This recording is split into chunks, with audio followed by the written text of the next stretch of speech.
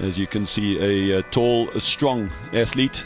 Pete Norville referring to her looking forward to causing a possible upset and making her way through to the finals of a $60,000 tournament. Of course, with the money comes the points, the ranking points, and that is what these players are most interested in.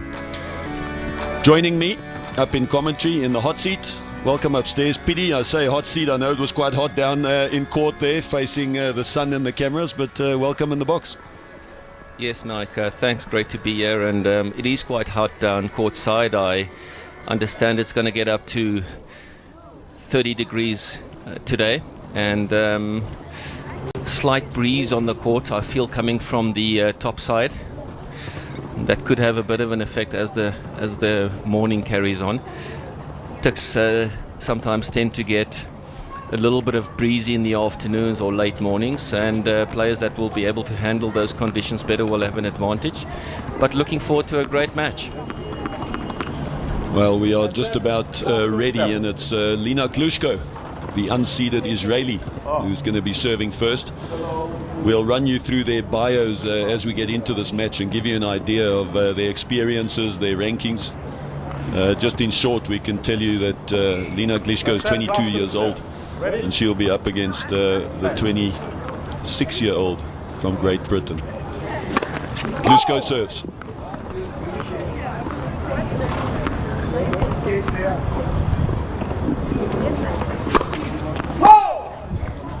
Well, just a nervous start. 15. The pity, of course, she will be, most likely will be the more nervous one. She's the unseeded, she's the younger, and it's a big opportunity for her in the semi-finals. An opportunity to get the finals of a 60,000 is massive for both these players.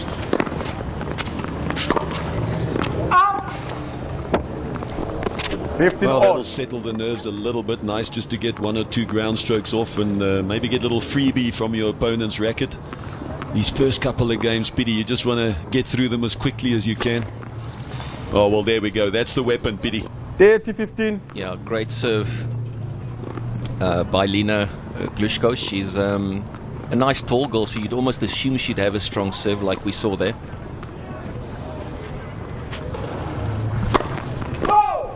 Yeah, she builds her game around that big first serve, and we'll keep an eye on the second. We had altitude, which sometimes puts a little more pressure on that second serve if you're not confident to rip it. That's a good second serve.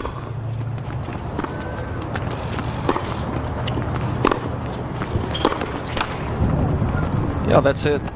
It's a bit of a nervy backhand, as you mentioned, Mike. It's not easy in altitude in the beginning of any match that you play. Seeing that you've got to really commit to all the shots you play, otherwise you can fly them out the back. So you can almost understand that in the beginning you'll see some nerves. Yeah, I think that word commitment is big at altitude. On that second serve, on those ground strokes where you're trying to rip with a little bit of topspin, you need that. When you start pushing, that's where altitude becomes really tough. Well, that's just an excellent point played by Glushko. 40-30. That second serve, she showed some real nerve going for that wide second serve. Always taking a bit of risk on that, and especially on a big point like we just saw.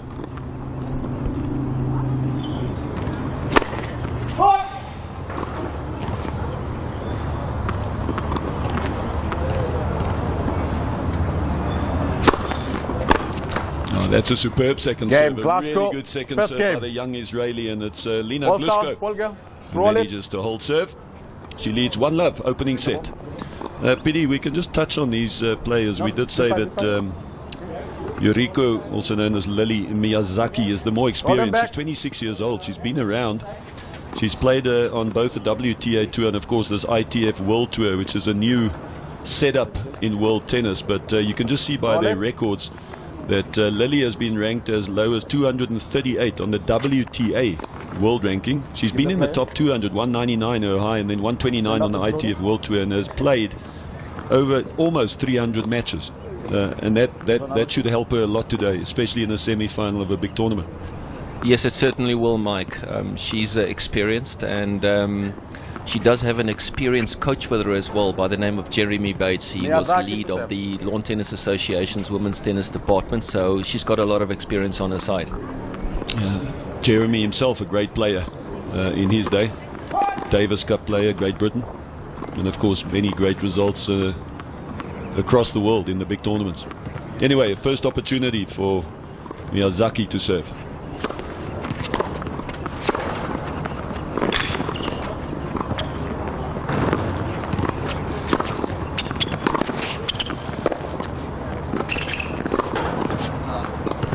Nervy backhand, Miyazaki. Thank you, ball gang. Roll it. Very solid off the back of the court. Roll it, just roll it. Having spoken to her coach a little bit earlier today and through the course of the week, he did remind me that he's an ex-Wimbledon champion in doubles or in mixed Sounds doubles. very much like Jeremy. Yeah, he was a great doubles player and a very good singles player.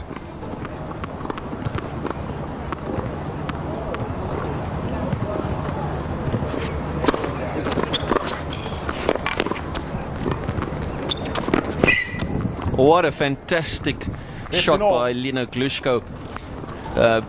Really moving well to that difficult short ball and creating the angle. Yeah, that you touched on it there. What impressed me is the way she got up to that ball. Yes, she finished it off nicely, but you get there quickly, you catch the ball at a nice height, and she could create the angle. So we see power off the serve and ground stroke, and now we're seeing great wheels on her. That could be a good combination. Yes, nice coming forward T15. by Miyazaki, always playing in altitude, faster conditions. There's the added advantage if you are comfortable at the net. It can make the difference in these conditions. And how pretty was that slice? And you know that at altitude, if you have that little slice, open up the court, keep the ball down, really makes the passing shot difficult. You saw Klushko had to pick it up. Easy volley. Net first service.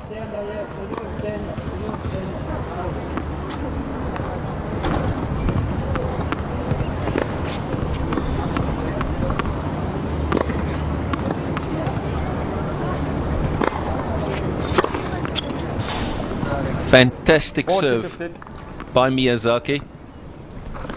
That one often used by the players, the T serve on the ad court, especially the female players. They really feel that they get a lot of free points down that area.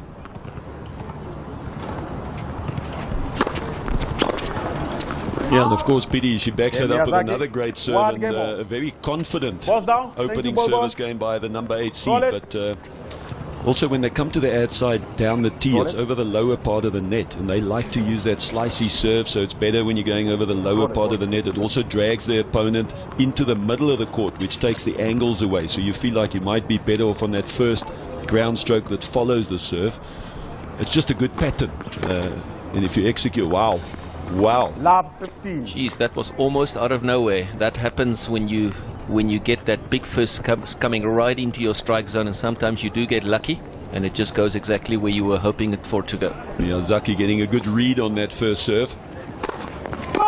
And of course she is a good returner, and we've seen that. She's got a great defensive game, but do not throw away the ability to attack. She's shown that by coming to net. Yeah, untimely double fault. Love 30. Spent a bit of time this week with Miyazaki on the practice court next to me while I was working with my own player, and she's got a great work ethic, and she's solid off the back of the court, doesn't miss much. She's not going to be easily beaten. And a great temperament. She doesn't get flustered easily. That double fault that came at love 15 was in relation to that big return on the first point. You know, that pressure mounts. You feel like you need to hit a good serve.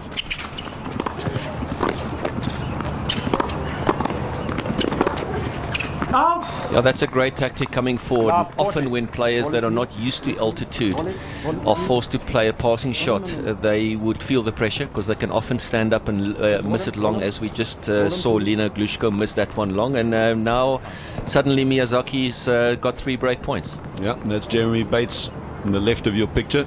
He's quite happy at this stage. Yeah, she came up to net then. Although she didn't do much with the volley, she kept them deep, and her positioning was smart. So she was always calling for Glushko to hit the hard cross-court dipper, and eventually drew the error. Net second service. Oh, and a lot of pressure on the second serve now at love 40. Yeah, she draws the double fault, the second in this service Miyazaki. game, and it's the first break that goes to Miyazaki leads Yuriko 2 games to 1. Miyazaki, the number 8 seed from Great set. Britain. She leads 2 games to 1. It's the opening set. Biddy, it's worthwhile just quickly seeing how these girls got through to these semi-finals, and it's interesting to see that Miyazaki beat a name that you'll know well, Tamia Babos. Yes, Babos obviously active on the WTA tour. She's won 4 Grand Slams in doubles, and a very, very good player that we often see on television. And she's won the Australian Open in 2018 and 2020, French 2019, 2020, Wimbledon finalist, US Open finalist multiple times. So she's a very experienced player, obviously coming to a $60,000 tournament to improve her singles ranking, Mike. Yeah, and it's interesting because she's won 3 singles titles on the WTA tour. So there was a time where the singles was also very good, but we know that this often happens on the tours, and you've experienced it, where your doubles takes off and you spend so much time in it, and you get into finals and you start missing qualifying for singles in big tournaments, and the 2 rankings kind of move away from each other and you need to go rebuild. Yes, Mike, I'm a victim of that myself. I got onto, when Wayne Ferrer and I started playing doubles, we did well early, and then suddenly you find yourself in that challenging position where you can't play enough qualifying, and then the one falls behind. Yeah, very few players have the fortunate Thank you, guys. situation where both rankings shoot up at the same time. It hardly ever happens, and Babos obviously now trying to rebuild that singles ranking. The point is Miyazaki took care of her in straight sets, and that just shows you the quality of Miyazaki. She's up a break. She serves 2-1 first set.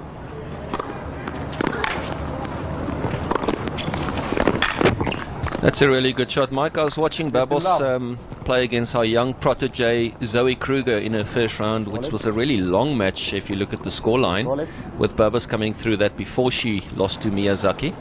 So a couple of nice matches already through the course of this week, with some of our young talents getting some opportunities with wild cards into the main draw. Really exciting for our local players. Yeah, and Miyazaki beat Babos in the second round. She followed it up with a win over Andriana Fatrimo, who's our number 1 seed. So she's backed up beating a high quality player by beating the top seed, and now she finds herself in the semi-finals, which just gives you an idea of her quality, A, and B, she's here to go all the way. Yes, that really was a good one, Mike. 6-3-6 love, as a matter of fact, is quite a hiding. That would give her a lot of confidence coming in today, and possibly, if he gets through today, into tomorrow.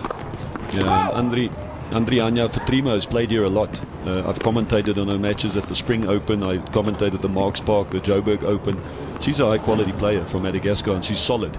And taking her out with that scoreline just again points at the fact that I think we have a high quality player in Miyazaki. She's 26 years old. She's played almost 300 matches at this level. So all of that just says that Lina Glushko has got her hands full today.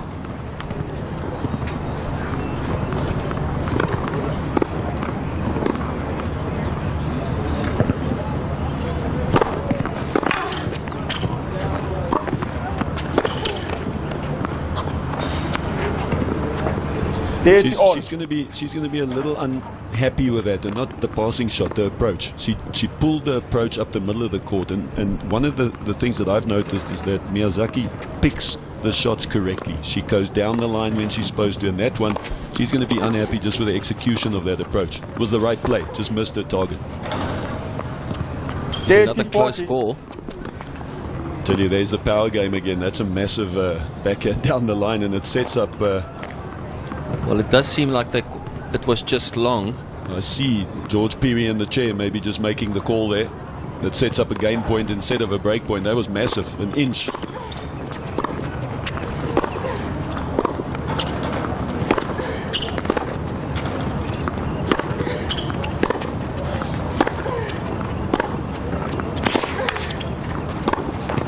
That's a high quality point. Wow, Glushko is showing us that she's not going to go down easily today. There was one or two good points here, thinking about the previous point where she just missed by an inch or two.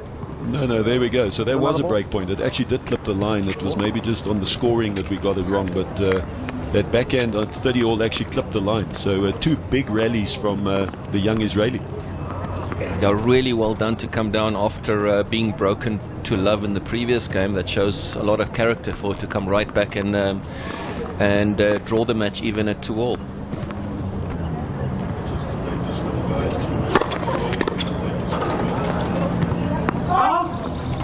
15 love. Good serve by Glushko. Clearly see the power of the first serve. Being nice and tall up in altitude helps her get a high percentage of those in. I think what was most impressive at the end of that previous game is the power of Glushko, we know. But she went 5, 6, 7 ground strokes. And you know, someone who goes after it like that often spreads it a bit. There's a mixed bag. But she's shown that she does have control. There again.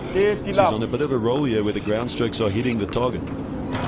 Yeah, look, Glushko is only 22 years old, you know, so she's got a lot ahead of her and probably a better tennis still to come. And we've already seen a little bit of that. Yeah, and I said it when we had a sneaky coffee this morning watching her warm up, that I love the way she's built. She's nice and tall.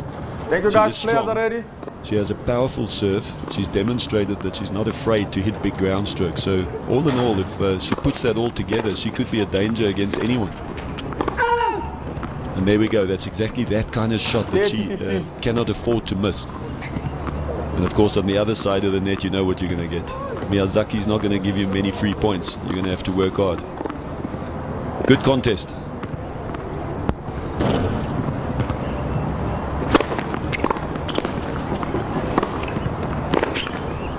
Oh, way to come in there with 14, Glushko 15. coming forward. Those low shots, not easy, but she executed really well and forced the mistake. Just watch the body position on Glushko. You watch as he gets down, drives through it. Nice short backswing, low. And what I like most is the shot selection of both of these girls have been really good.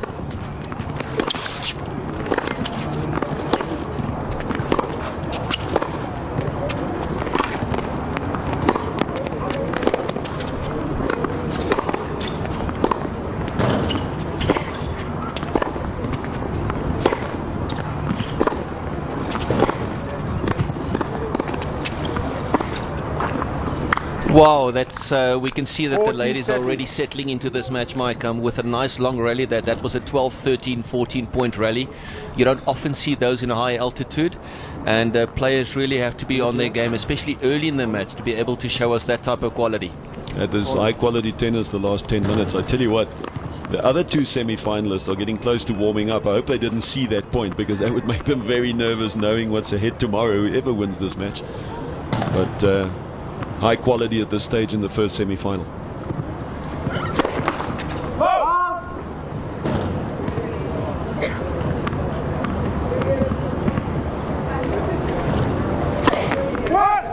Yeah, that's an untimely double Juice. fault, Mike. It's interesting to see that Glushko is the only non-seed in the semi-finals. Seeing, just watching her play, she had a good one against her previous opponent in the quarterfinals to reach the semi-finals. That beat the third seed in her section. That shows us that Glushko had a really good win the previous round.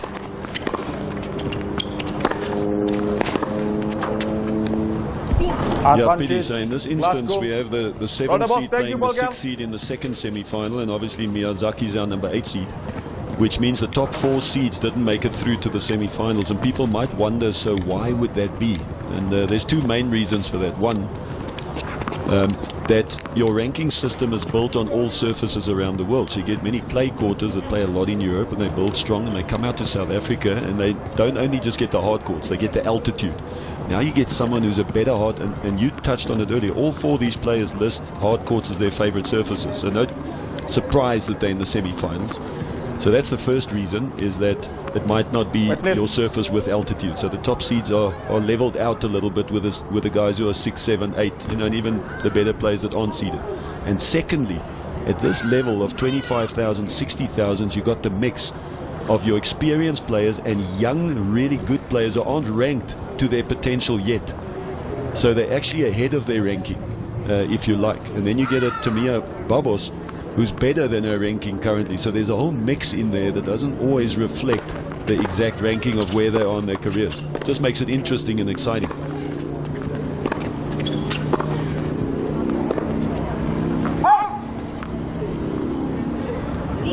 Glushko Game getting Glasgow. through that game and holding Glasgow serve. leads 3 games Going to up 2. 3 tours, she's done nice That's to come it. back from 2-1 down break and turning that around, so it's back on serve. What's this side? I'm impressed with that, Pidi, because looking at Miyazaki's start, she was settled immediately, and you could see a bit nervy by Glushko. Here we go, the next, some of the players getting ready for their warm-ups, and they've got a timing schedule. When do we hit balls? When do we eat? How long is this match going to be? You know, all those, you've been through it your whole life, Pidi, trying to figure out what's the right schedule. Yeah, nice to see the players getting ready, rolling out those legs. It's also great for our young players as they come around and they've played the qualifying of this event, and also being around to watch how these girls take care of themselves off the court. If you're wondering what she's up to, that's just a easy way to have a quick little massage. You can throw it in your bag and travel with your masseuse. That was her masseuse right there, and all it does, it just, you know, you've played 4 or 5, this is day 6. You've probably played some doubles as well, so you might have 8, 9 matches in your body. Nice just to roll those muscles out and just loosen them up before you go on the court and start stretching and then actually starting to hit balls. Yes, Mike, I've had the privilege during last year's Mark Spark ITF 25, as well as Alice Spark and Tucky's here last year, to work with a young American girl, Jenna DeFalco, that's trying to come through qualifying and playing, and just seeing how these players, what their habits are. I'm trying to show my youngsters that I generally coach to come and have a look and just see how they act off the court, especially Mike, which I've often felt our players need to add to their professionalism. Yeah, that's a big part. On court is only a small part of what happens, keeping your mind together, keeping your emotions under control, but preparation and how dedicated they are, how professional they are. I mean, I arrived here at 7:20 this morning. Oh, brilliant. I love that. Taking the short ball early, straight up the line, which leaves almost no passing shot. Miyazaki just showing her experience. But I arrived here at 7:20 this morning, and Glushko was already here. And she was stretching and very relaxed, taking her time, but she gets here early. People think they show up here, hit a few balls and play. It doesn't work like that. She's probably got up at 6 this morning, had breakfast by 6:30, got here by 7:30, and she only plays at 9. You know, it's 4 or 5 hours to play 90 minutes or 2 hours.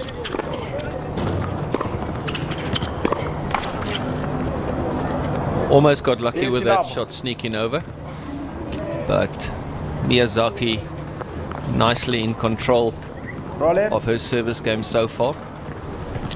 I think this match has settled nicely now. We've seen the patterns, we know what they're going to do. Glushko has come back nicely. She had a nervy start, but we see her power. So I think now the chess game really starts.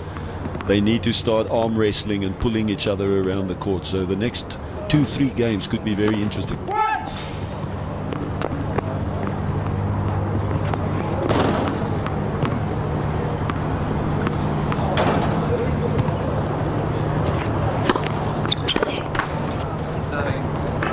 Glushko trying to be aggressive on that backhand return, going for the up the line. Good time to do that at love 30, maybe take 1 or 2 chances. Stand up.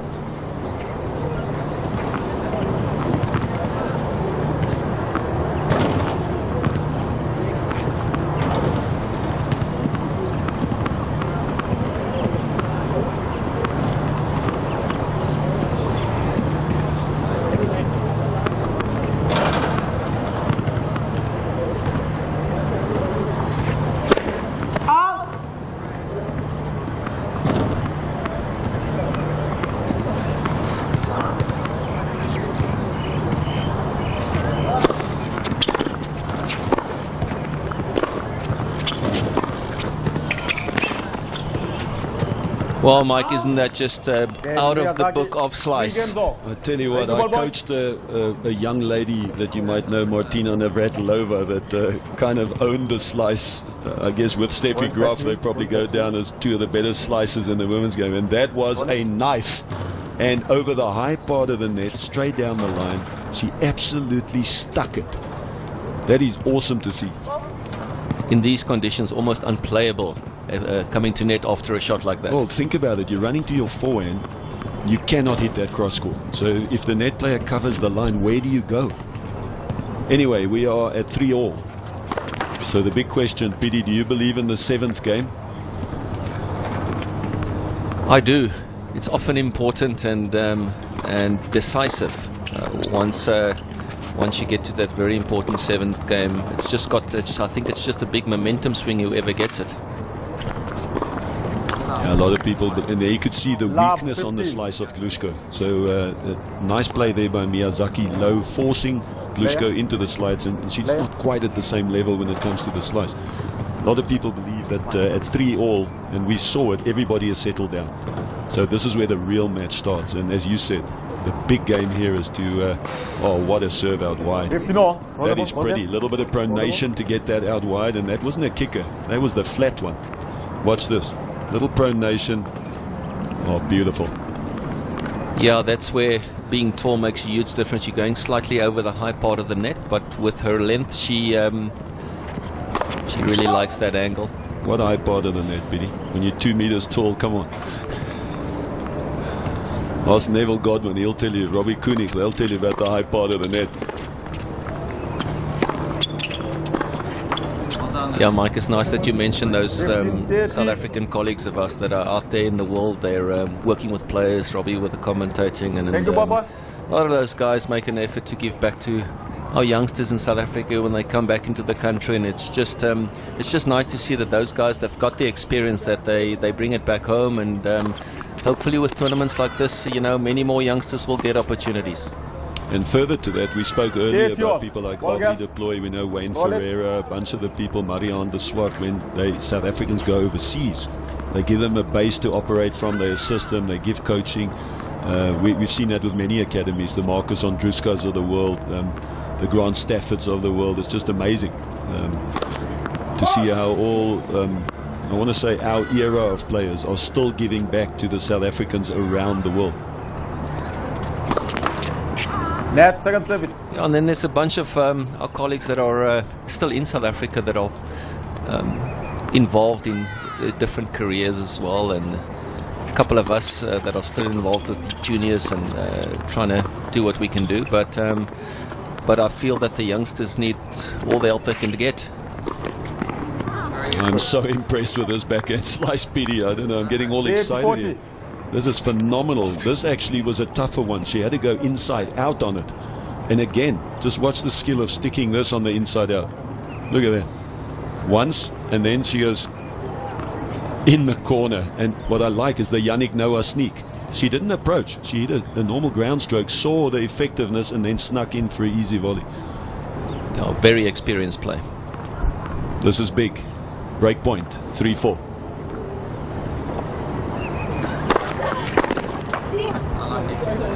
Well, she goes to the well again, and Miyazaki was ready for it. She's not happy with that ball, thinking maybe okay, that's why I missed the return.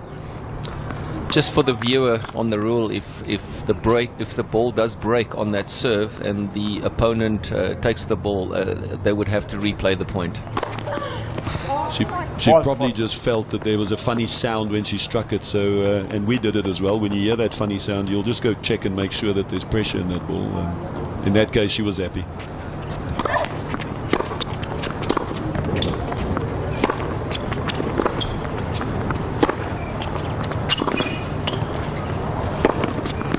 Oh, that is just great aggression from Advantage, Miyazaki, and once again the experience. And we spoke about the importance of this 7th game, which we can clearly see. You can see Miyazaki is making a big push for this game. And you can see the arm wrestle, what you said, the momentum builds up, and you can see add, deuce, add. This is where someone takes control of the set.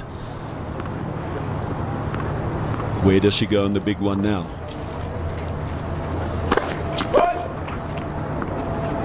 Most of the girls' favourite serves are down the tee, Mike, on this ad court, but Glushko clearly has the other one out wide. As you said, she's taller, first of all, which changes the angles.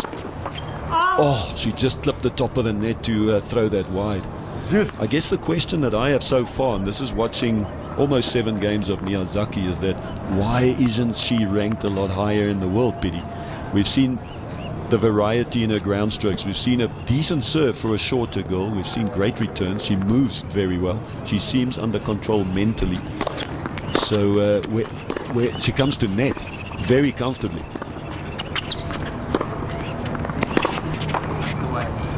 Yeah, that's an unforced Advantage, error Miyazaki. which could end up costing her late in the match by Glushko. Mike, for me, you know, the difference between ranking in the 200s and getting into that top 100 or top 200 at least and top 100 is absolutely mental. For me, that is going to be probably the reason. There would be something mental holding her back. Sometimes it's off the court, sometimes it's on the court. Maybe just belief. If she just believed, wow. I mean, when you 1 meter, what is she, 85, and the ball bounces about 30 centimeters above the court, she drops down like a giraffe having water and just whips it up the line. Pity. Watch this. Oh, look at the racket head, how she drops it and then just flicks it over with the left hand. We've seen some good shots and only in the 7th game. That wasn't an easy shot and well executed.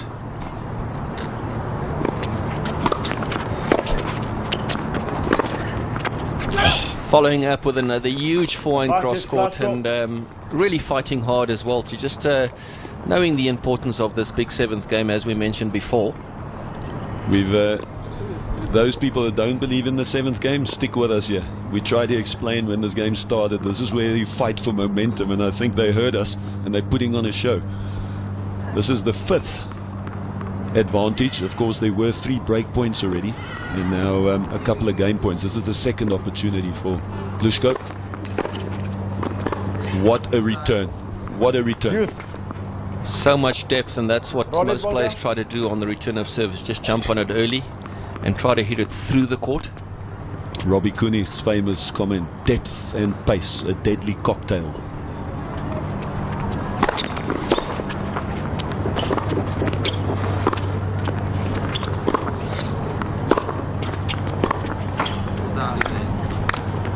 Advantage Miyazaki. Another lovely slice she played there. The ball really stays low. She's mixing it up with the slice wonderfully so far, and she earns herself another break point. Yeah, this is her 4th break point, and to her credit, she hasn't thrown any of them away. Glushko has really stepped it up on the break points. The question is, does it go wide again? I think it's time to change it up, Pidi.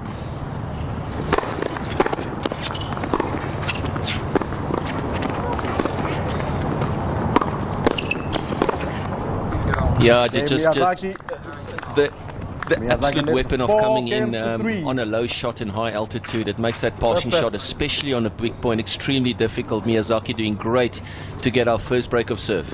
I tell you what, you just saw a forehand slice approach. Pidi, this is something that last I saw with Tanya Ned deploy at Brooklyn Tennis Club. Watch this right here. No problem. The forehand slice, the lesser spotted forehand slice approach. And I'm really impressed with Miyazaki's all-round game. Yes, Mike, to be quite honest, in my coaching methodology through the years, I've avoided teaching slice before a player can do anything else properly, because in most cases, if you play down at coast level, you know, that slice be sitting up, it'll be an easy passing shot. But coming up in altitude, everything changes, because now suddenly the slice stays low, and Miyazaki, a great component of the slice. Yeah, I think you're right. You have to learn to hit through the ball. You have to learn to hit the different top spins, the drives, the dips, the angles. And you can see that Miyazaki is 26 years old because she's a more developed player. She's added the slice, and we've seen some unbelievable slices. We've seen the forehand slice. You work a lot with players on the transition game, which is something that people often struggle with at altitude because it's so hard that you get pushed back. But she's clearly mastered the transition game. She moves from the back of the court to the forecourt quite comfortably. It's the number 8 seed that has a break. Can she consolidate? Miyazaki serves 4-3, opening set.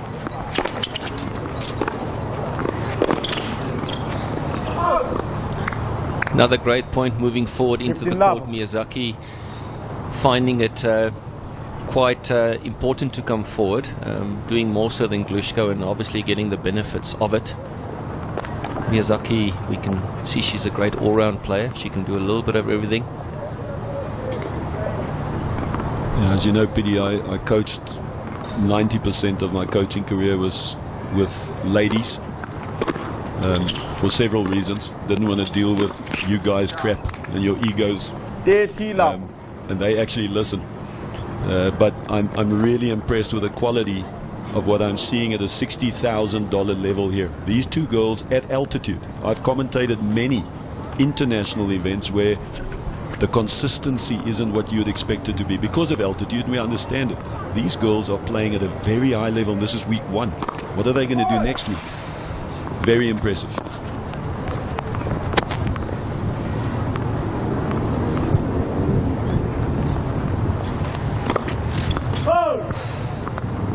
A little bit of a nervy second serve, that's almost expected. But yes, Mike, we quite thankful and fortunate that these ladies are bringing their best tennis up to South Africa. You know, it's great to see great tennis in our country. I've seen this many times. You've played. I've played in satellites where these foreigners come here, and the first week they're nowhere, and the second week by the Masters week, in the old days, the Masters week, those boys were playing gun after a month of being at altitude. So I'm very impressed that by the end, not even the end, we are day 6 of the first week, and it's the consistency, not the shots. We know they have the shots, but you often see they make one, they miss one, and these girls' unforced errors have been very low.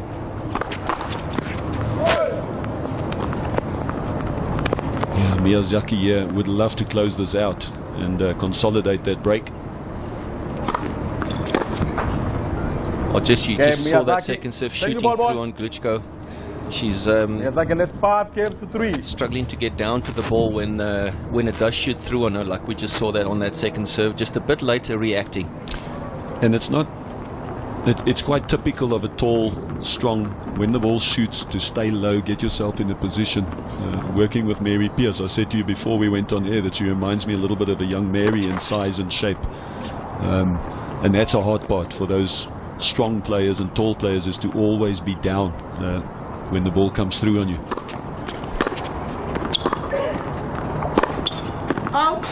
Like, yeah, playing in altitude, a little bit similar to grass, isn't it?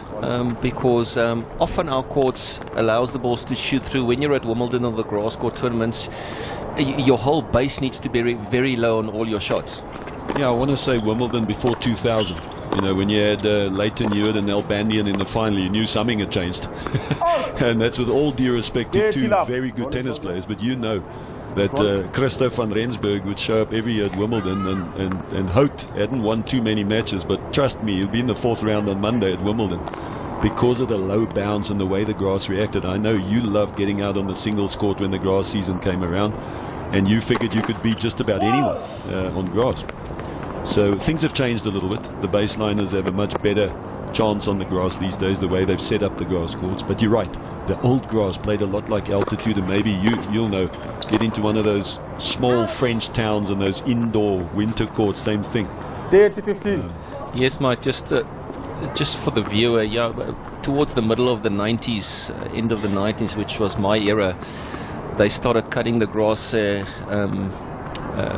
towards the net instead of away from the net, and the tennis balls they made heavier in order to let the ball bounce 6%, higher. huh? Absolutely, and the goal was to try and get the rallies to be a little bit longer, to be more spectator friendly. So we still see those conditions today, which I'm very disappointed with, because there's only 4 weeks in the year, so you could see a different. And tennis to me has become very monogenic currently, and if you get into the whole GOAT argument or debate, let's call it a debate, and you think about how many Wimbledons Federer would have won if they left the grass the way it was in the late 90s. Would it be 13? Would it be 14? And that's something that people don't know or don't talk about. If they didn't make the balls heavier, the likes of the Djokovic's and Nadal's, not saying they couldn't win, they would just have to work a lot harder. Yeah, Mike, sitting on those ATP meetings through the course of the years, there was a huge debate whether the clay courts were a huge advantage to the clay court player. Also in the world ranking, too many clay courts and the guys would stack up their ranking points. Set point. And it's a double fault that will do it. It's the number 8 seed, Lily Miyazaki, who closes out the first set 6-3. And pity. A very, very impressive set by both players, and even more so in the way that at 3-all, when we said the arm wrestlers on, the experience of Miyazaki has pulled her through to close out the set 6-3. Yes, just once again we see a great example of the ability to win the important points. That's the only difference between the players currently. Miyazaki came through and she won that very close game at 3-all to go a break up to 4-3. Gluchko had a one or two chances during that game as well. And Miyazaki grinded out that game, played another good game, and suddenly snuck a second break after being 30-love down, and that puts her into a very strong position regarding starting a service game for the second set. Well, there you can see Miyazaki 63% behind her first serve. That's a good stat to have. You want to be above 60%. That just means that there's a little less pressure on your second serve. You're dominating. Unforced errors is a very clear indicator of normally where the set goes, and it just says she's controlling the altitude a little bit better. Total points won. That was reflected in the last 3 games where she kind of broke the momentum, as you said. But overall, a great set by both players, a little bit better by Miyazaki. Yes, no, absolutely, Mike. Those unforced error count will be crucial. If you can keep those down and still dominate like you normally would like to, then it's a real give yourself a great chance to win the match and the set in this case. Yeah, it's hard when you win a point, give a point, win a point, give a point. And that's where Miyazaki has probably won the set. As she's won her fair share, but she's given back less than what the young Israeli has given back. As we said earlier, it's the other semi-finals. The doubles final is today. Of course, Tamia Babos will be featuring there, 4-time Grand Slam champion in the doubles final. So they're all going through their routine. There's more of them, and it's nice to see. It's so much to see and learn. The youngsters come out. It's not just the match. The other guys are warming up. They're getting ready. They're doing their stretching. As Pidi said earlier, it's a good place to be, to just learn. Yes, Mike, it's also nice to see some players that have been ranked really high coming to South Africa and playing this $60,000 tournament. You can see Ursula Radwanska, who's a former ranked 29 player in the world. You know, WTA, yeah. And she's here trying to rebuild her ranking. She's still a good player. You know, some of these players go through some tough times, and they come to these tournaments to try and get their ranking back up again. Agnieszka, her sister, was number 3 in the world at one stage. Ursula out here in South Africa, as you said, top 30, 29 at one stage, and we've got Tamia Babos here with 4 Grand Slam titles, 7 finals in doubles. This is good quality, man, and people forget they bring that experience to the court. You know, there's a lot to learn and a lot to gain. Yes, it was nice to see Isabella Kruger playing against Radwanska in the first round. A real 7-5 in the third set win there for the young Isabella Kruger. Great win, and once again great experience for her. She's making some points, and those are the opportunities that Tennis South Africa, our national body, are giving our young players. So that's wonderful. In partnership with the ITF, the International Tennis Federation, Tux Tennis, which is this wonderful venue that we're at, and all of that has made this tournament possible, as well as the one next week, Mike. It's another $25,000 event coming next week. Yeah, absolutely fantastic. Miyazaki has won the first set. She would like a confident start in the second. Next service. Yeah, young Isabella Kruger there, up 5-2 in the third, starting to cramp a little bit, had to guts it out 5-all, gets the break. It was a great mental victory for her. Maybe it cost her a little bit the next day in terms of how the body felt. Last But 15. what an experience. Of course, she makes 8 points. 8 points is like more than a final in a 15,000. So you talk about that wild card, what is it worth? That's like winning 5 matches in a 15,000.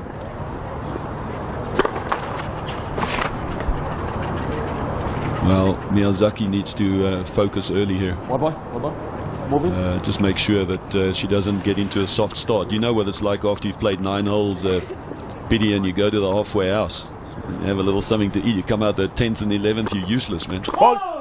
This is the same year. You win that first set and you almost just have a bit of relief. It says, yes, I got through it. But you need to lift yourself straight away for the first game of the second and get that intensity back. Because otherwise, before you know, you go down a break early in the second, and we see that often when players win a tight first set.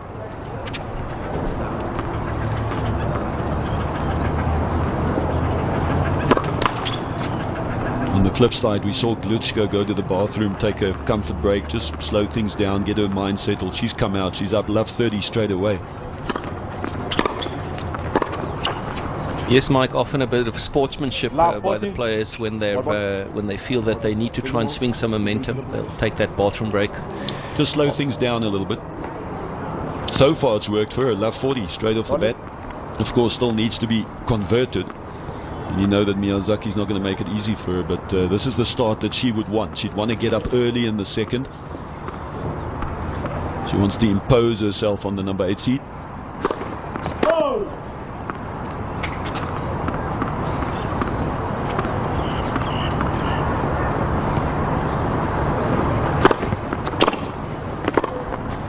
Well, that's a really impressive game by Glatko. Klitschko, coming right First back, game, as you second mentioned, set. just swinging the momentum, very dangerous for players. I often speak to players about, young players, about the importance of not allowing momentum to be swung after you've won the first set. And that's probably one of the more challenging aspects of playing matches is trying to keep the momentum through the course of the match, especially if it's with you at that time, as well as if it's against you trying to swing it. There is not a better time to swing momentum as in the beginning of a set. And understanding what's happening in the match. Often you as a coach sit on the outside, you see those momentum slides coming. The player doesn't know what's happening, and you want to get up and say, whoa, give me 2 minutes, I need to talk to my man. So a good start by the unseeded Israeli. She gets a break early. She's down a set, but she does serve up a break, 1-love, second set.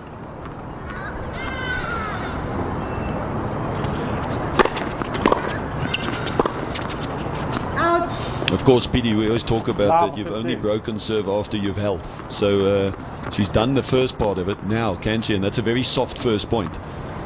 Can she now get herself fired up and consolidate the break? There's a good first serve into the body. Serve a real weapon for Klitschko. Klitschko, not quite your classic build for an Israeli player. I remember back in my day they never used to be the tallest of players, but she is, and obviously the taller you are in tennis these days, the better. You know, the bigger weapons, the bigger serves.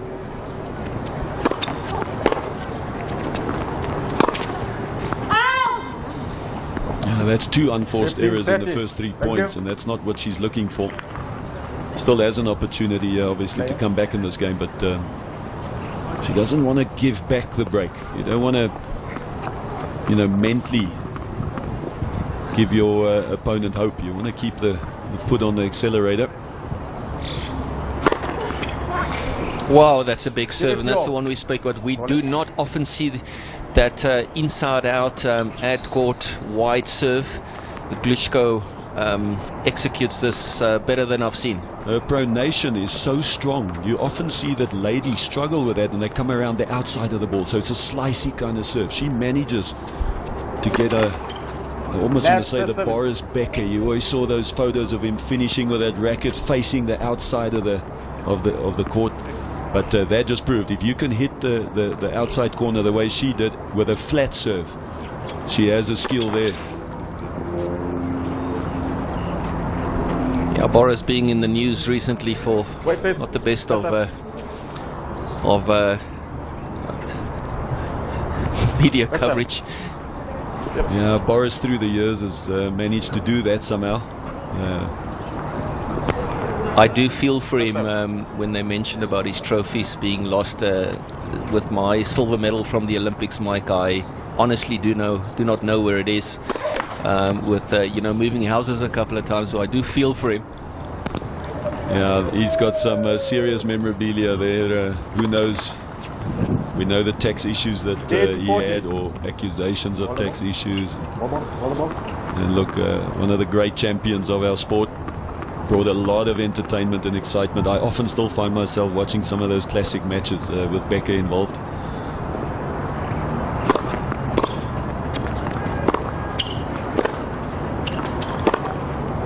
That'll do it. Miyazaki strikes back immediately. With a little help from Klitschko. It was a soft game, not her best, but we are 1 apiece.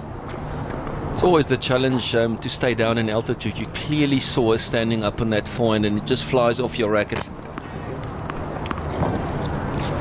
But I must say Miyazaki, even though she lost that opening service game, it didn't look like she panicked. She was relatively calm.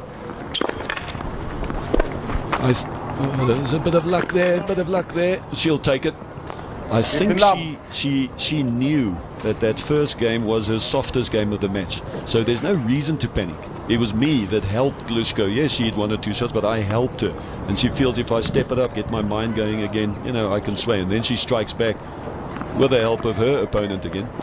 So I guess 1-1 is probably a fair reflection. We'll give each other 1 game and then we'll play from there.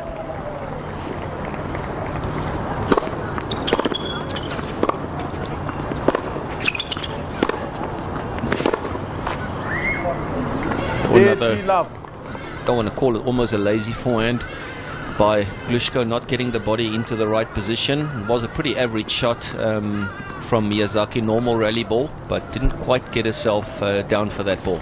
It's a tough one. It's now day 6. She's played a lot of matches. She's unseeded, so she's not used to going this deep in these big tournaments. The matches get tougher. It's hot, it's altitude, she's tall. The body's taken a bit of beating. This is the part of the match for her that might be the toughest, to keep the intensity, to stay low. Is her fitness good enough to allow that? Mike, that's a very good point. I've had the privilege of spending a couple of days at the tournament now and seeing how the players are acting off the court, especially for me. And I feel that the players at this level, compared to the players that we normally see on TV in the Grand Slams and the top tournaments, the level of fitness, there is a gap, I feel, regarding the level of fitness of these players compared to the top ones. And it's the players that you see out working extremely hard through the course of this tournament, because they play many, that ends up cracking the top 100 in the world. Nicely done. Maybe could have done a little more with a volley, but just the intent, moving forward, forcing 2 games to 1. Go to hit a passing shot. She holds serve, and it was a nice quick hold. It's the number 8 seed, large and in charge. Up a set, she leads 2-1 second. It's interesting, Paddy, that you touch on that, because let's go back 5, 6, 7 years, and we had the famous Federer, Nadal, Djokovic era. And it was interesting to say, who were the players that were in the best shape? And those 3 would feature in the top 5 or 6, because they're going deep in every tournament, playing 5 sets, coming through. Who were the best movers in the sport? You could throw Murray in there when it was the big 4. They were, if not the best, they could match the best. And that's what you're talking about here. You see a lot of skill.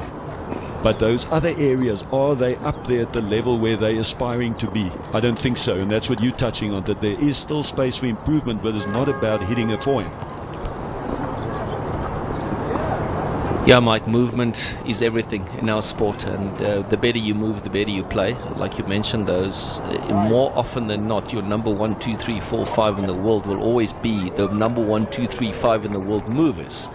So that's not coincidence. So if you're looking at young players and you want to get them to be great players, the first thing you'll do is you sort out their movement. Kevin Anderson, phenomenal player from day 1, but not a top 5 player in the world, not a finalist in Grand Slams. Again, who were those oaks? Nadal and Djokovic, heard of them before? But the minute he stepped up his movement, to their level, no, but he improved his movement by 15-20%, his transition game, to start capitalizing on his power play when he hits a big forehand, not to wait for Nadal to reset the point. Just the movement took Kevin from 30-35 in the world to a top 10 solid player who could beat any of them on a given day. Maybe not 6 out of 10 times, but he could beat them 3 times out of 10 because of his movement improvement.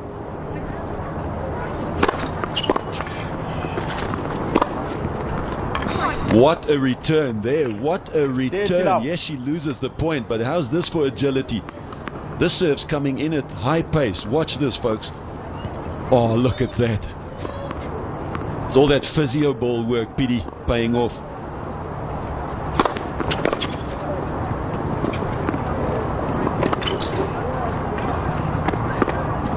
Oh, it's hit the line. That's the perfect lob if I've ever seen one.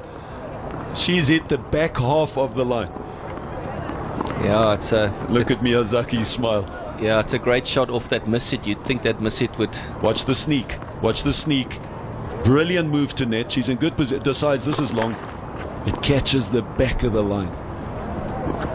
How many girls would have moved in to net after that? Not many, and that's why I say she's got great intangibles. She understands what's happening on the court.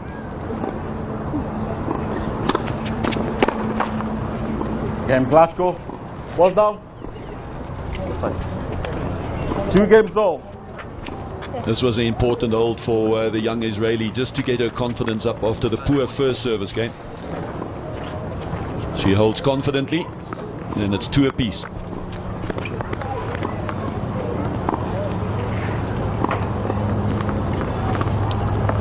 Miyazaki will be looking to make sure that she stays ahead in this match after especially winning the first set.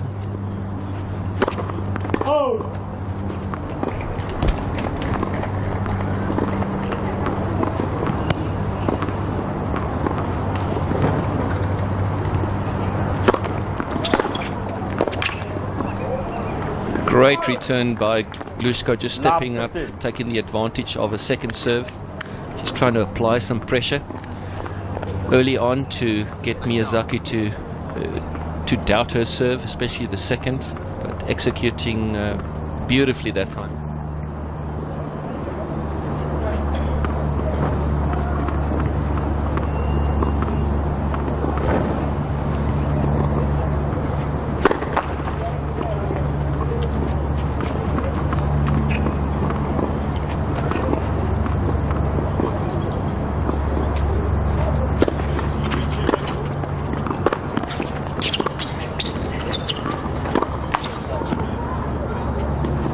Love 30.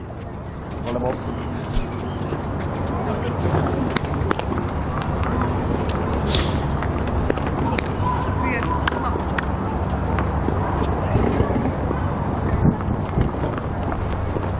Love 30, small opportunity for Glushko.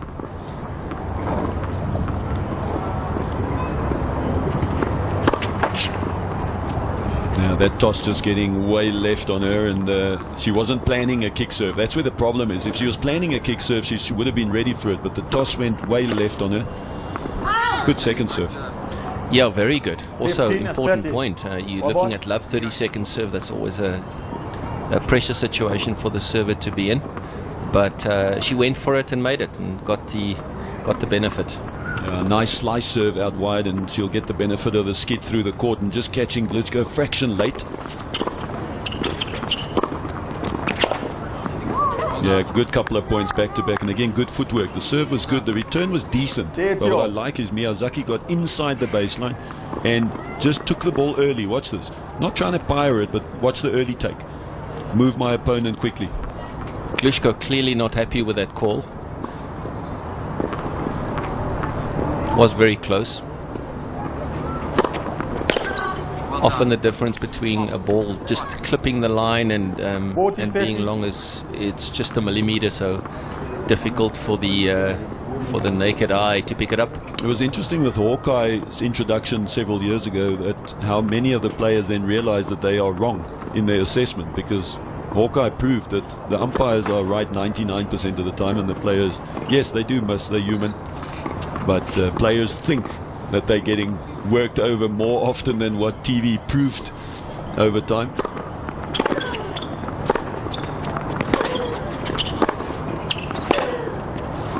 Yeah, Mike, I recall myself being guilty of that many times. Yeah, you believe you were being worked over, Pity. A good hold by the number 8 seed, and again there's a little bit of momentum wrestling going on right now. But it's the number 8 seed Miyazaki that manages to hold. She leads 3 games to 2 after winning the opening set 6-3. All the balls this side.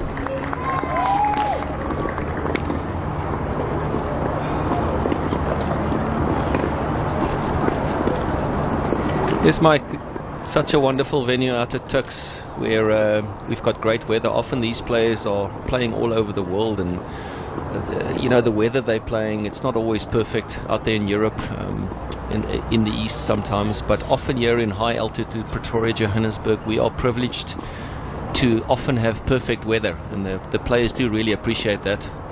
This is probably the best time in the year to play, where the summer is just coming to an end, so the heat has dropped off the mid-30s, you're getting high 20s, but there's no wind this time of the year, and hardly any rain, although we've had a heavy rain season prior to this. But this is the perfect time just before winter. Winter sometimes is quite tough. We get those dusty courts, the wind blows in a little bit, and then of course in the summer rain and heat comes in. So this time right now, is not a bad time to host a tournament.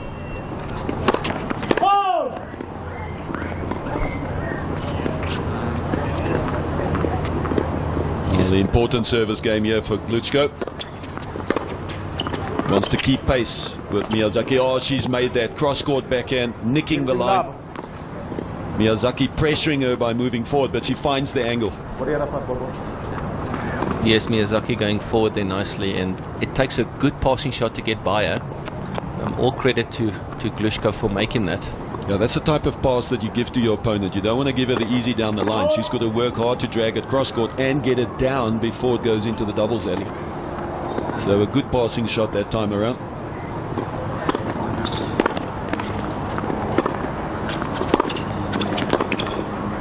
Well, taking that ball nice and early, Miyazaki, and if you do take it early and you're fortunate to make good contact, then you take so much time away from the opponent, as we saw there. It's a skill that she has. So she makes the return here and then steps in the court. Boom!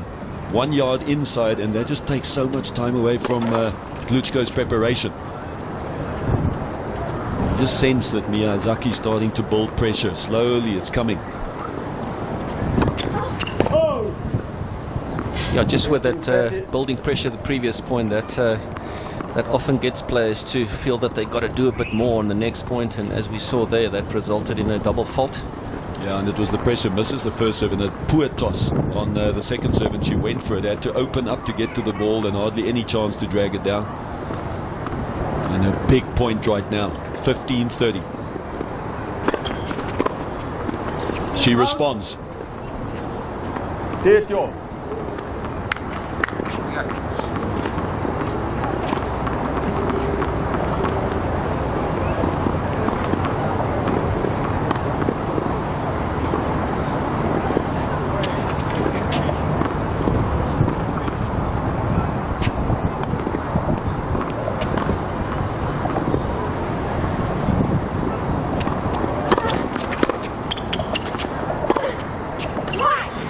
Oh, wonderful shot 40-30 by Gluchko. She stepped into the court, took the ball early as her opponent did 2 points previously, and executed a nice cross-court backhand. Yeah, watch this, over the low part, and it's also the longest part of the court, giving her a lot of space to hit that into that backhand corner. And she went for the flat drive there, so that's a good one to take cross-court if you're going to drive it and not spin it that much.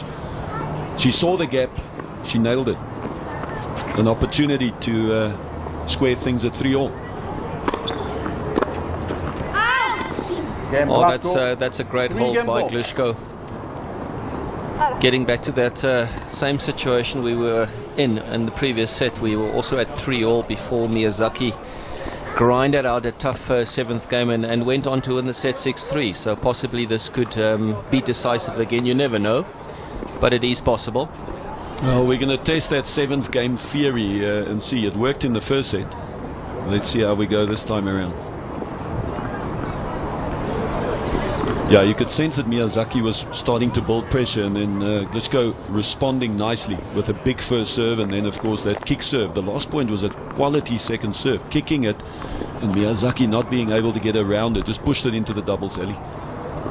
3-all.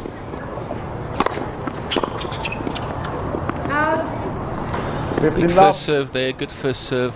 Not quite sure whether the slice return was the best option that time. There wasn't too much pace in that serve. That's often a misread. You're thinking it's a forehand, comes to the backhand, I'm not ready, and you kind of just go for the block. Mike, I'm not quite sure about your opinion, but obviously the girls at this level and even at the top level of the game, most of them hitting the ball pretty flat and hard to get that power. They don't have the same power that men do, where they can create a huge topspin. So there's a nice mix with these players between some players that are stronger, can afford to play a bit more topspin, but some hit it pretty flat with just a little bit of topspin. Look, in the years that I coached on the WTA tour, I realized that men generate so much more spin on the ball. And as you said, probably because they have more power. So you got to bring the ball down. Where the girls, if they want to hit a clean winner, they need to flatten it out. The Lindsay Davenports, the Mary Pierces, the Venus, Serena, when there's an opportunity, they just rake it. Also, not always at altitude. You know, they play at coastal level most of the year, which makes it a little easier to hit the flat ball. So I think you've said it well, and these girls show both. They've got a little power, they can hit through it, we've seen that. Look at that shot, just through the court. There it is again, through the court. And then she'll pick the topspin shot when she's ready. Oh, that's a pity. Yeah, look, on all three of those forehands, 40 you know, love. there was just a little bit of topspin on that ball for control, but she's flattening out quite a bit. Yeah, and that's the difference. She never decided to come to net on any of those. And that's where Miyazaki has the transition. She hit the first one, got good position. Maybe that second one was pick a spot and go. And eventually, if you're going to have 3, 4, 5, 6, you might miss because you're pushing to go harder and harder, especially with the defensive skills of Miyazaki. Reminds me a little bit of Amanda Kutza. Yeah, correct. The volley or the drive volley was definitely on. And most girls own the drive volley. They might not all be as skilled as Miyazaki in the straightforward volley. Thinking again back, working with Mary Pierce, we spent 15 to 20 minutes every single day on drive volleys. Mike, that is correct. Even the player that I'm helping now, as well as when I saw Lily Miyazaki warming up with her coach this morning, you'll never see men warming up with a drive volley and taking drive, but every single female match, if you are privileged enough to watch their warm-up, they do take drive volleys as a warm-up.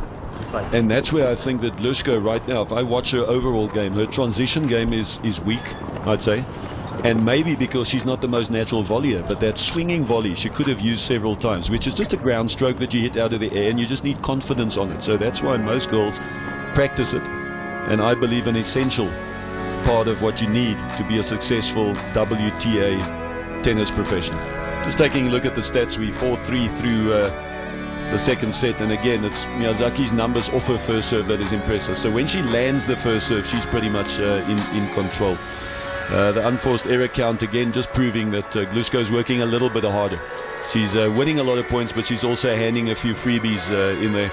And overall, nice to see quite a close second set, and that's reflected in the fact 4-3, and it's on serve. So you'd expect Miyazaki to be a couple of points ahead because she's had an opportunity to serve. The 16 on Glushko's side should increase in this game if she holds, and they should be pretty level. Yes, no, the stats really showing us how close the set is so far. Very even at this time, but as we get to the so-called business end of the set in the next game, it'll be a situation of who can handle the pressure and play the big points better. Miyazaki won the 7th game in the first set. That worked for her. She's now won the 7th game. She needs a break though. Glushko serves 3-4 second.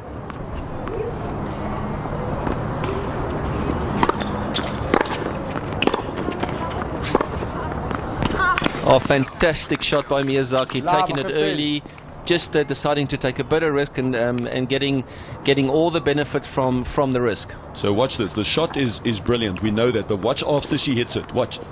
There she comes. So that is a skill that players often don't have. They'll hit it and they'll wait for the floating ball to come back. She moves straight up, ready for either a volley or a swinging volley. 15-all. Again, I must say that serve out wide is a weapon for Glushko. She really owns it. She's going to need a few more of them.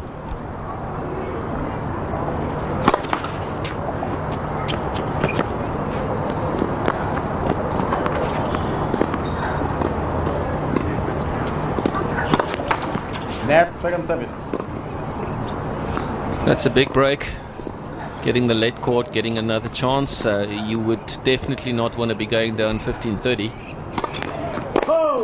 I want you to keep an eye on Miyazaki, and that's where the second serve pressure is coming from. By the time she hits the return, she's 1 meter inside the baseline, negating the kick, and no big swing, just meets it early and then hits it into a corner. So Glushko feels the pressure.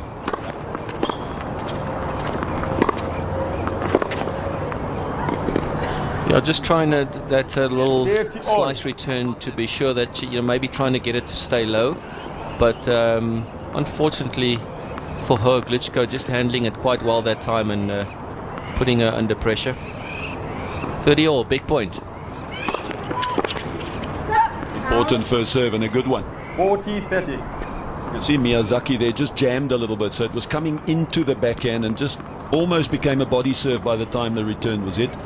And this is big for Glushko, an opportunity to get a 4-all. All right, now watch the positioning of Miyazaki on the baseline. She'll be just behind the baseline, and then watch her move forward. Yeah, that's great playing. You're absolutely right, Mike. She's taken most of those second serve returns inside the court, and if you've got good hands and you can handle doing it, it'll make all the difference. Watch that. 1 meter inside. Early swing comes in. She must be a nightmare on the doubles court, I'd imagine, if she starts returning like that.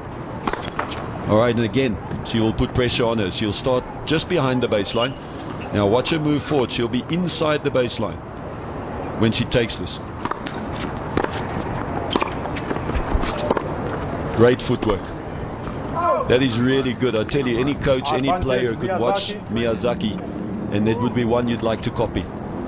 And of course, PD, you know that the movement's one part, but then having the technique that gets shortened.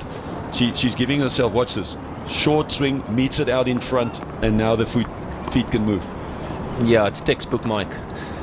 Executing that return of serve. Sometimes the girls try and do that, and they take too big a swing, and then they're late on it. A mini match point, if you like. It'll give her an opportunity, of course, to serve it out. So massive second serve.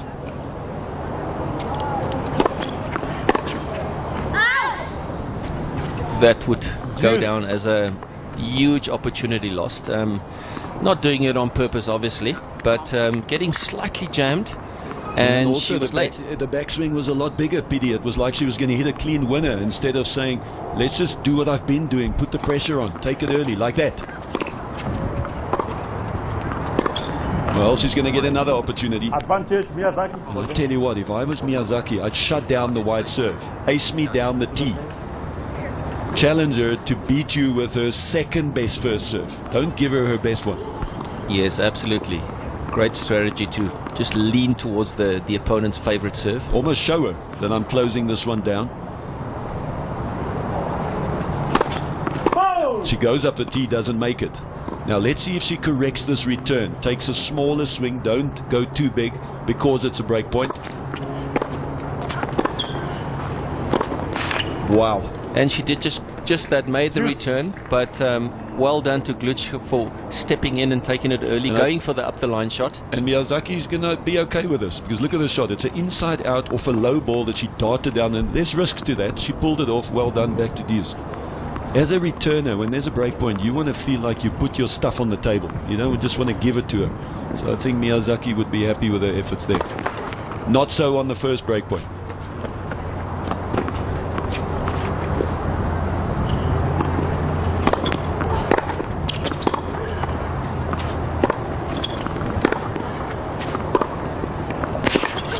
Oh, that's just a great shot. Advantage, Miyazaki. She got almost jammed on that shot, but she found a way to kind of just dig it out of the body and got the inside out down the line. So watch this, PD. This is what you're talking about. This is off the left hip. She's almost there. Here it comes, this one. Off the left hip, finds a way to release the head, which is very tough to get the hands out in front, and then another break point.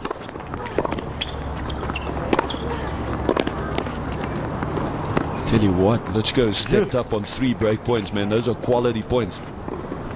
Miyazaki doing exactly what she needs to do. She's making the return on break point, which is your first priority, and then and decent quality. Then Klitschko's managed to step up on that first ball, and she's hit a quality backhand and now a quality forehand. Oh boy, ace out wide. Right in the corner. What a beautiful serve. Yeah, that was a quality serve, giving her an opportunity to get to 4 all. And again, what a massive momentum game this is.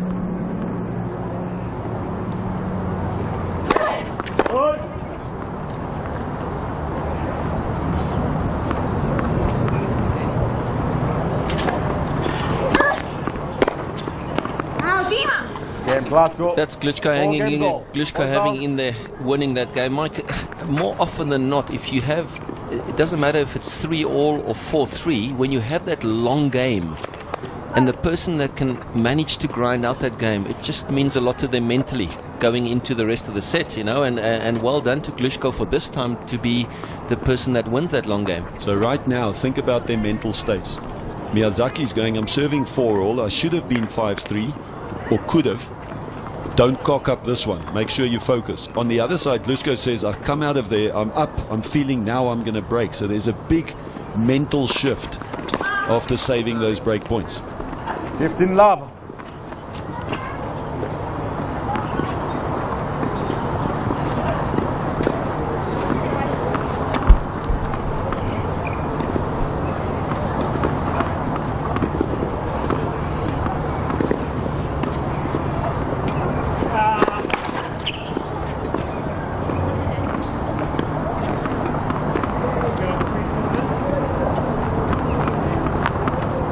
White face. Oops, the ball goal just dropping a handkerchief on the court. It happens.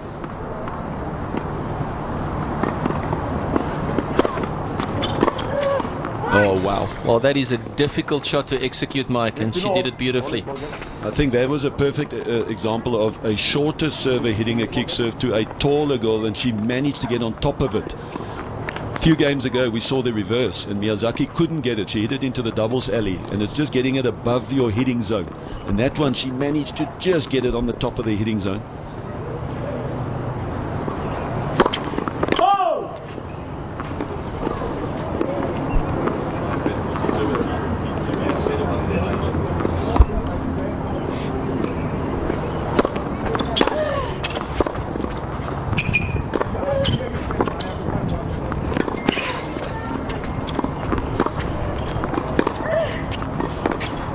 Well, that was a large and in charge point from Glushko. She was really in trouble in that point. Miyazaki catching a really nice deep backhand, but Glushko handling it.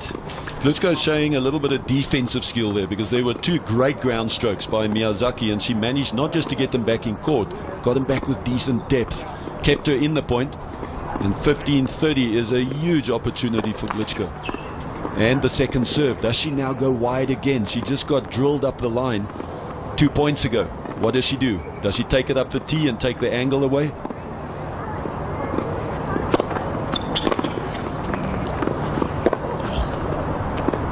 Oh, that was a really strange bounce, maybe possibly from that miss hit.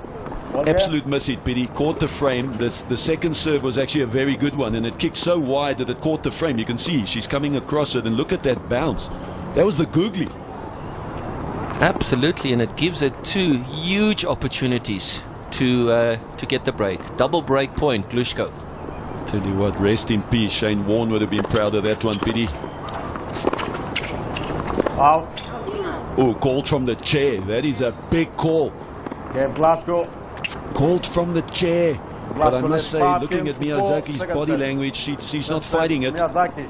And it's Glushko that picks up a huge break. She leads 5-4, second set. Mike, yeah, as we mentioned, that long previous game, once again, it's following that game where Glushko just grinded out that, I think it was long. Good call. Yeah, clearly long, so I think Miyazaki knew it. So you could see in her body, the body language tells you whether the player feels, I'm putting this in paraphrasing, cheated. But in that case, clearly long. And good by the chair. George Peary there, not waiting to see what the line judge, just jumping in straight away, making the call confidently. And that's what players want. They want to know that you're in charge, and they want consistency. Yes, Mike, it's nice to see this match so far with some great refereeing and officiating. Well done to Tennis South Africa, Ian Smith and his refereeing team for what they've done here this week and at all these tournaments. I tell you what, Pidi, when I was, I'm going to say this, trying to play in the 90s, early 90s, a lot of these guys, including George Peary in the chair, used to be linesmen when they came into the program. And I tell you what, there was a time where I was quite concerned about how far they'd go in their careers, and they've absolutely blown us away. We've produced some wonderful chair umpires, line judges. They've performed around the world, been invited to Grand Slams, majors. Just a great success story, that whole program around refereeing, and quite proud of our officials. Glushko serves for the second set, 5-4. Net second service.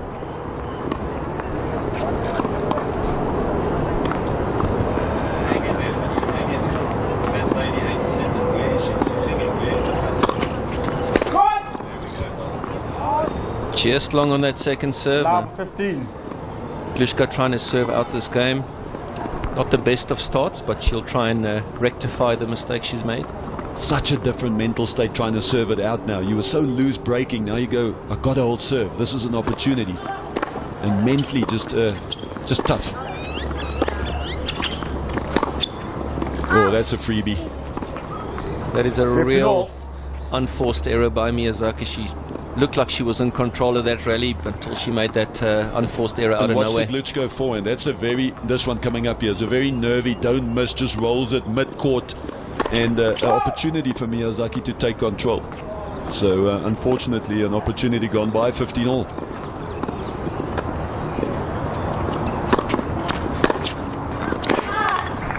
That's a nice powerful return. She stepped in once again, just a slightly shorter backswing, but on the front foot, inside the baseline, and just getting all the momentum on the shot. It's just beautiful to see the way she attacks that return.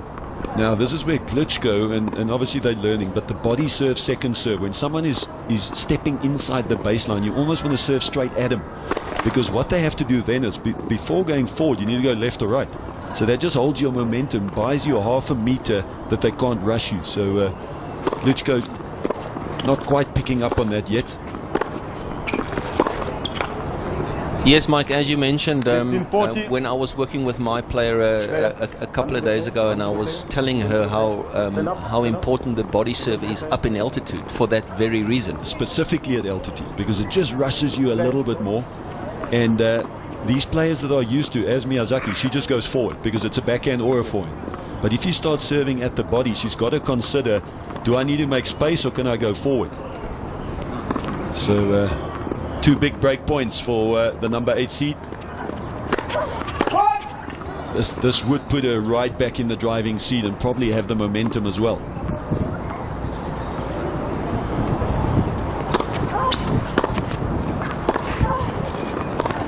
Oh, that's a great serve and cross-court backhand. A nice little 1-2, Pity. Yeah, the 1-2, beautifully executed.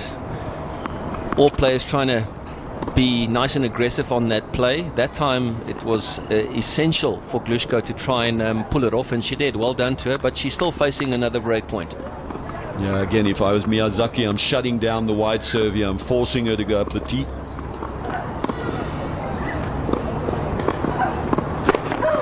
That's what she did, and she draws the error. Definitely the serve down the tee is not as consistent as the wide one. Now the pressure of the second serve.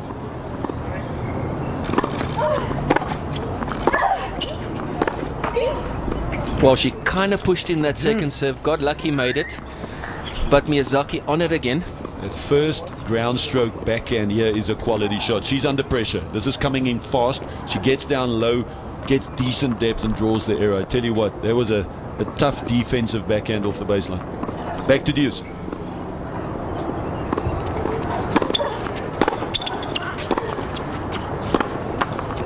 Miyazaki's getting a little tight here, Pidi. I tell you what, it's the first time in the match, and you touched on what is missing. Why isn't she higher ranked? And you said it might be something holding her back. This could be it. She's seeing the finish line, and every time there's a clear opportunity, she's afraid to go after it. And she's made more unforced errors in the last 2 games than she has the whole match. A little tentative. Very true, Mike, and the last thing you want to be in high altitude is a little bit tight, because the ball will fly all over the place. And that's exactly what you're talking about. But the altitude, you got to accelerate the racket, not decel. The minute you start pushing at it or guiding the ball just flies. There's a quality forehand. Oh, that's close. That is really close. Pity, I'm sticking my head out here. That caught the line. That caught the line. Let's see this. I'm calling this. I think it's long. You must know I'm getting old, Pity, when the slow motion's too fast for me. That's all we're going to see. Next point, back to deuce. All these points being big points that can determine the outcome of this match. Wow! Laser straight down the tee, and that sets up another set point. Would have loved to see the speed gone on that, Mike. I think that was very fast. And that was pushing 200 Ks, Pity. She drops the bomb again. 2 massive serves by Glitchko. Closes out the second set. We are going the distance. I tell you what, Pity, The lady in picture has come back so strong, and she was tested mentally. Maybe Miyazaki just taking her foot off the accelerator on some of the big points, a little afraid to finish it, to go after it. But the young Glitschko comes through. She squares it up at a set apiece, and we are going to a third. Yes, and deservedly so. The quality has been great, Mike. These young ladies, they bring in their best tennis. They're both playing well at the moment. Miyazaki, one or two mistakes at the wrong time. Same thing that happened to Glitschko in the first set, but that's tennis. The one that plays those bigger points will probably end up winning the set. And the difference between winning and losing these sets is often just 1 point, maybe two.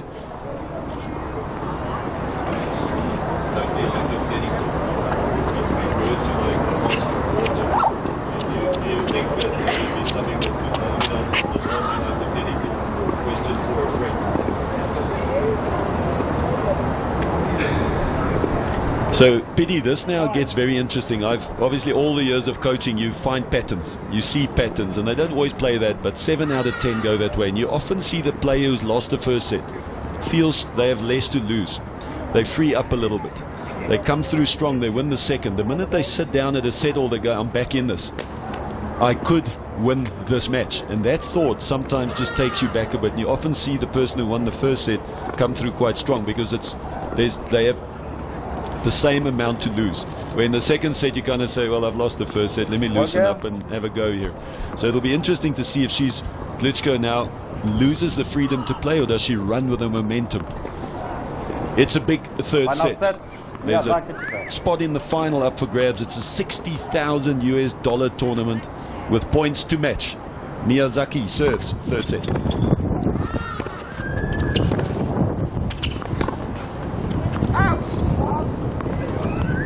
Yeah, that was a good shot by Glitschko, nice and deep. Miyazaki not matching the pace. Love 15.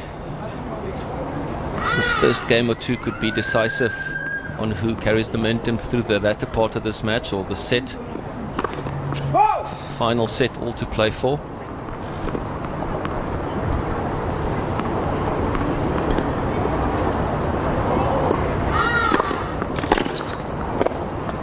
Well, that was a very aggressive return, one of the most aggressive returns of the match so far.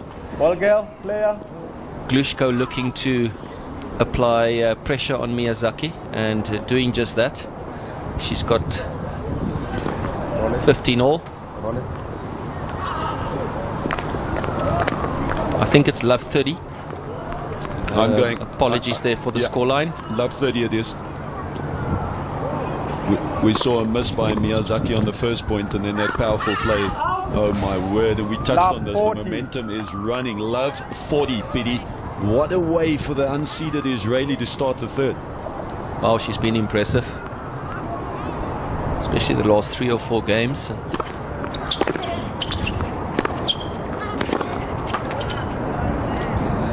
Good fight back there, Miyazaki. Just winning back that first break point, but there's 2 more to come.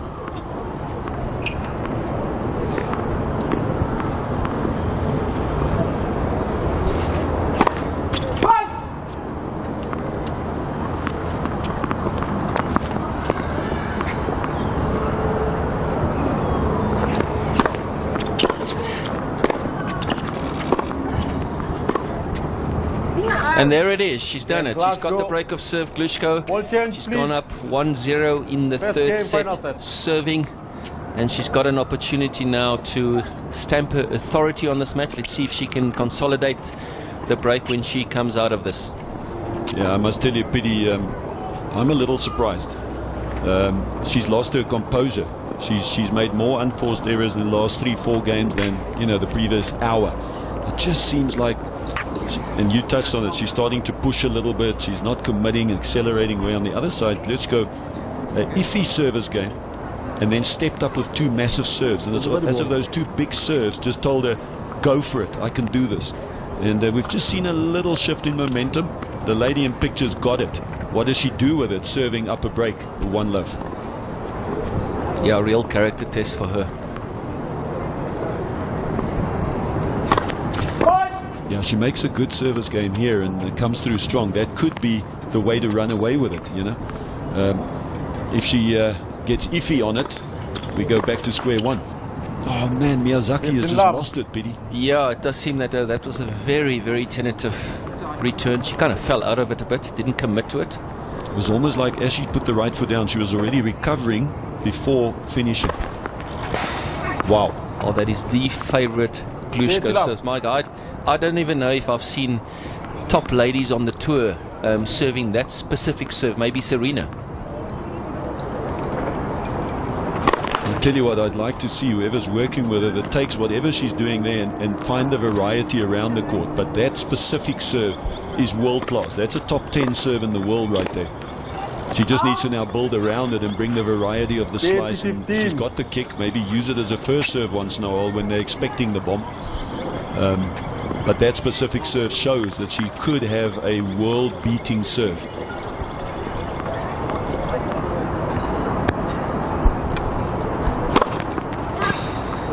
I tell you what, this is massive serving. That's not even big, that's massive. Wow, and that's the non-favorite side.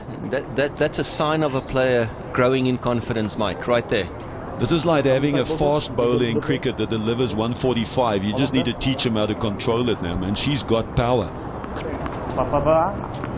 And those two were her biggest two serves in the match, so that bodes well. 2 game points to consolidate the break. Net for service.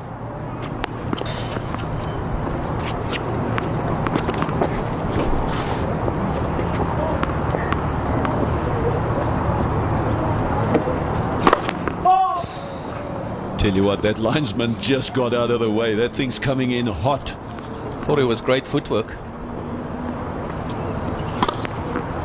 Oh wow, she goes for it and makes it. Great serve by Glushko and taking a commanding 2-0 lead. I tell you what, now I didn't think those big serves could be bettered. She just impressed me even more. A little off-pace, dipping, swinging, second serve, Petey. She paints the line and closes it out. If you want to know what a momentum shift looks like, this is what a momentum shift looks like. Miyazaki has got it all to do. She's got to turn this around. Love to. Third set. Well, I guess answer fire with fire. One of her bigger serves. Straight down the tee. Lily Miyazaki. Obviously, probably a little bit agitated at this stage, having missed a few opportunities.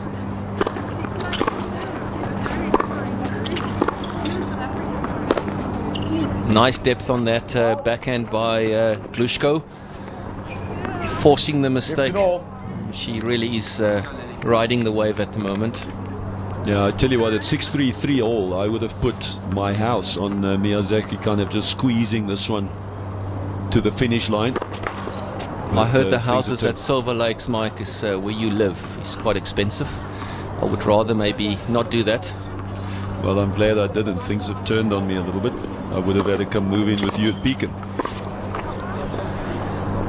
Proud to be at Beaconwood, hosting their first European Tour golf tournament a couple of weeks ago. I'm proud of our team there at Beaconwood Golf Estate.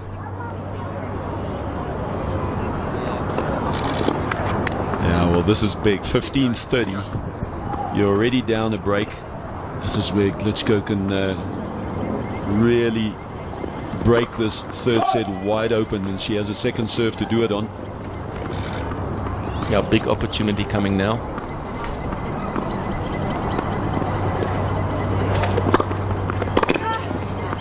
Oh, that second serve took a bit of guts to go for that more risky one.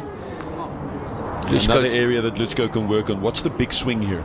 Full swing, and that's where she can still shorten up. Look at Miyazaki on the second serve. It was a good serve, make no mistake, and that's why she needed to be compact.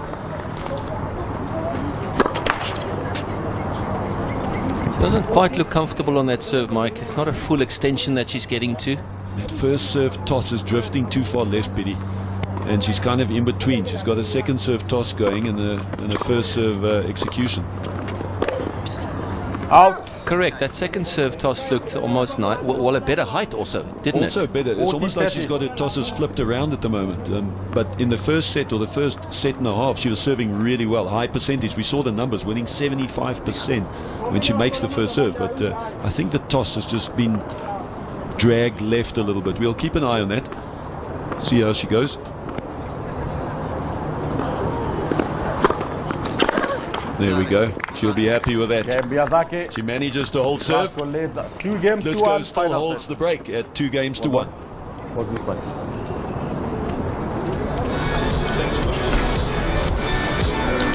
Yeah, really important hold for Miyazaki, just to stay in touch in the set. She was down 15-30 at a stage through the course of that game. If she had lost that game, she'd be really in trouble. But she hung on, gives her the chance to still be competitive. In the set, there's a lot of tennis left to be played. I can just see the unforced errors where Miyazaki's at the edge is now 5-all at this stage, which means she's going to struggle. She doesn't hit as many winners, so she cannot give away so many unforced errors. And that's where the difference was earlier. She always had the better of Klitschko when it came to the unforced error count. And you can see in total points won, of course, the 10 there's the unforced errors and the 5 winners. And so a good start to the third set, and it's Lena Klitschko who will be feeling more confident as she go out to serve at 2-1.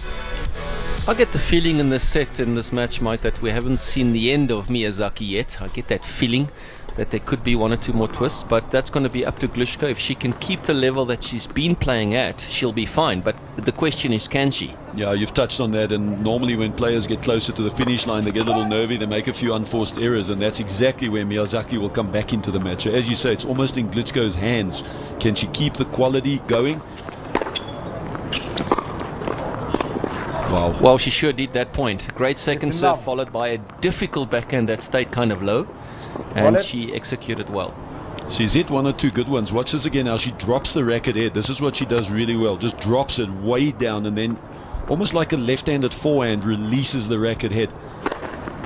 Here's that big wide one. Yeah, great return, went right into the strike zone of 50 all. Miyazaki. She's sitting on that favorite serve of Klitschko's, which is the out wide ad court serve on the first.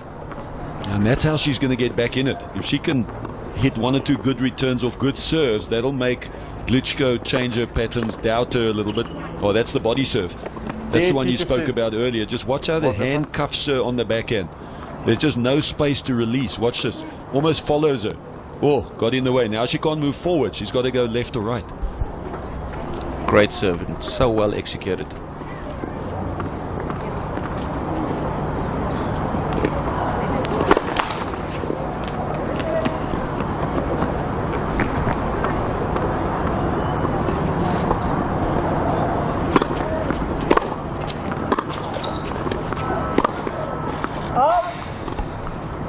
That is 40-15. unforced by Miyazaki. After another great return, she had a lot of time on the forehand, but just pushed it wide. 40-15 Klitschko.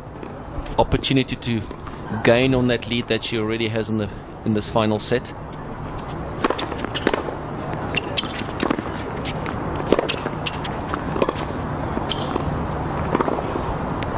Well, kind of a shanky backhand there. She got a bit lucky, but Game Glasgow. you know, that's part of the game. She gets that Glasgow point, she leads gets at the game, and 3-1. she takes the commanding lead. 3-1 Klitschko. If I was Miyazaki, I'd kind of go back to just making as many balls as I can with decent quality. You don't have to push it around, but let's not try and out-hit her and hit winners. Wait for Klitschko to start missing.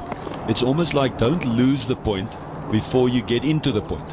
And that's what we saw earlier. Her unforced errors were very low, and they're very high over the last, what is it, in this set, 4 games and maybe the 2 games. So the last 6 games. And from a coaching point of view, I'd like to see her get into the points. Try and make the rallies longer. Challenge Klitschko. She's nervy. She's hitting a few shanky ones, but challenge her to win the points rather than give her the points. She's unseeded. She's not used to making finals. This is an opportunity for her at 60,000. She will be nervous. So let's make her play when she's nervous.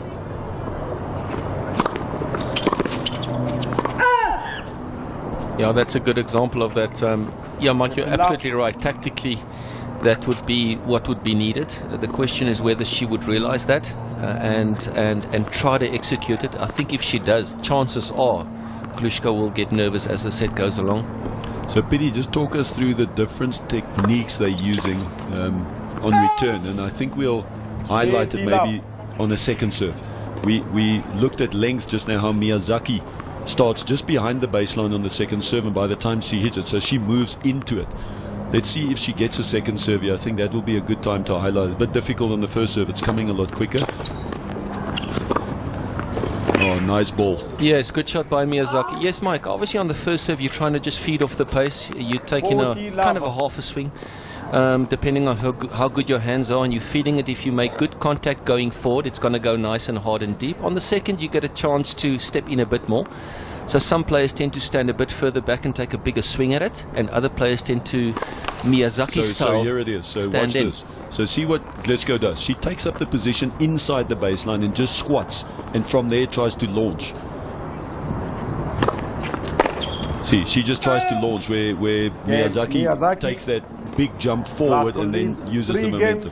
Mike, having said that, if you look at that return, that was a very smart serve by Miyazaki, because she went into the body of a really tall girl with a big wingspan, and you can crunch her, which is what she did. So I thought that was a really good serve. Not all Glushko's fault on that time. She just didn't have enough time, and she's not going to get away or out of the way of the ball fast enough. Yeah, I think we know that she didn't make that, but that was a good serve. I just want to chat a little bit about the difference in technique. So Glushko, the previous second serve, hit a really good one in that same position. The ball was obviously a little further away, but just in terms of moving into it or just starting in and then just pushing onto it, which Glushko is doing right now. Yeah, I mean, from Glushko's point of view, she's going to have to try and stay aggressive. If she starts holding back, Miyazaki will seize the opportunity. So Glushko will try and stay aggressive. It's the way she plays. Miyazaki will try to make the rallies nice and long and see if she can force a couple of mistakes. Yeah, I'd like to see Glushko go for her first serves. If she makes 2 big first serves a game, that's going to give her 30 in every game. That's going to make it hard for her to be broken. So the lady in picture would like to get 1 or 2 good returns off, put some pressure on that serve. And these second serves are key, because we're going to see Miyazaki move forward again. She did it so well in the first set. Create some pressure by taking time away. Let's see how she goes. Oh, she draws a double fault. Love 15. Well, as we said, inexperience. She only needs a couple of more games. Secure a spot in the final of a 60,000. Do you know how that's going to change her ranking? So she will be nervous, and Miyazaki knows that.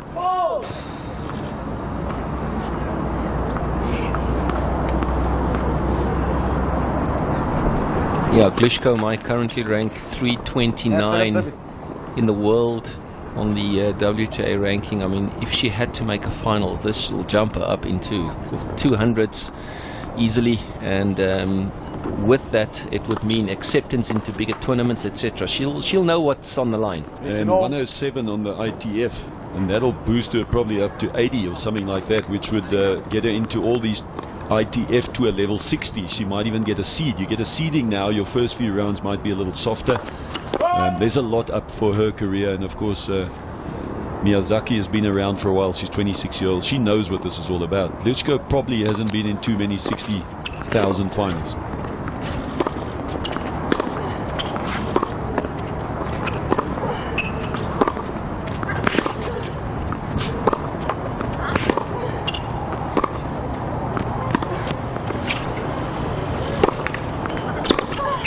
Yeah, there's the attacking drive volley that we spoke about earlier. It just takes all the time away from the opponent, and if you make it, you've got such a good chance to win the point, as Miyazaki did.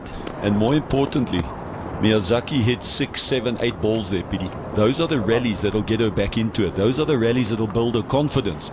So 15-30, feeling good about that last rally, and maybe we're getting close to that tipping point where things might just start going the other way. But Glushko still has that big serve. She needs short points, she needs powerful points. She doesn't want the lady in picture to get any rhythm.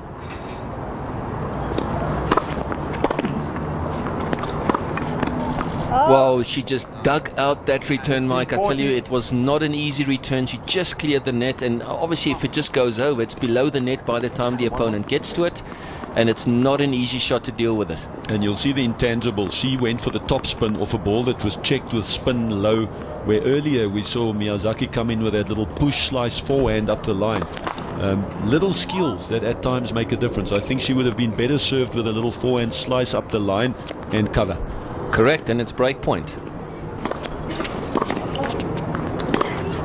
And she has the break. Obviously she got jammed and made the opponent play. We spoke about her trying to stay in the set by making the opponent play a lot of shots. She just did that, and she's just pulled the match even at 3-all. This is some quality return, Pity. You just called it there. That was a great body serve. And somehow she used the wind wiper return. Watch this. The wind wiper return looks like that. Just straight across the windscreen and put it in play, and actually managed to jam Glitschko on the baseline. Yeah, a little bit of a lack of footwork to get out of the way after the serve, but well done to Miyazaki, and we are back even.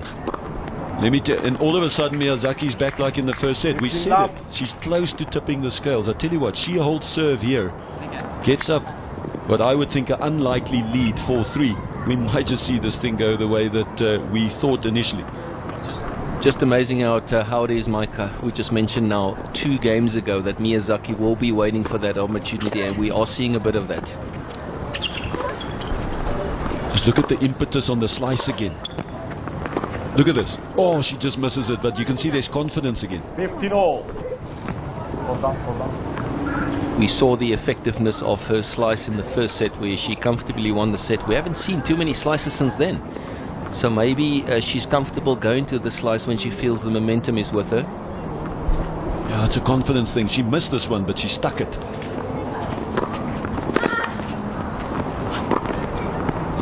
Suddenly landing a few good first serves, looks confident. 80-15. Tennis being the game that it is, it's a momentum game. Once it's with you, you're trying to ride it. Miyazaki has clearly turned it around now, and she'll be looking to secure the service game. And then suddenly everything's changed within 2 games. Yeah, and I'm liking the way she's playing right now. It's basic. That's the way she played in the first set. When it's supposed to be hit up the line, you hit it up the line. When it's a cross court, you know, she's picking the right shot. She's looking more confident. Oh, there's a poor forehand. Just not getting her feet in the right place. Couldn't get out of the way. And if you ever thought the 7th game is important, Pity, 3-all, 30-all. Yeah, not the footwork she was hoping for there.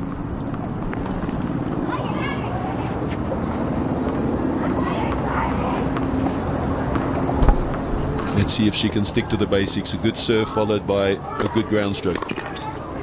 No need. Massive first serve by Miyazaki down the tee. 40-30. One of her biggest serves of the day. Yeah, a real clutch serve for Miyazaki. Couldn't have picked a better time to come up with a great serve. Keep those points nice and short. These free points are worth gold at the moment.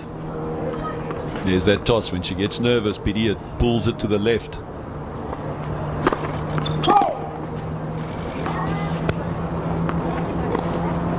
This is where Glitschko's got to make a call. Is she going to be super aggressive, or is she going to try and play the point?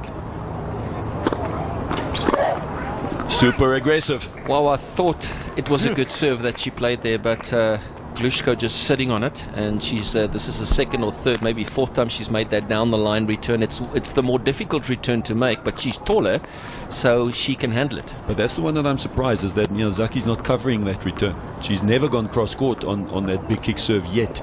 So Miyazaki hasn't covered the option, because if she reads it, she'll have a nice cross court forehand to attack with.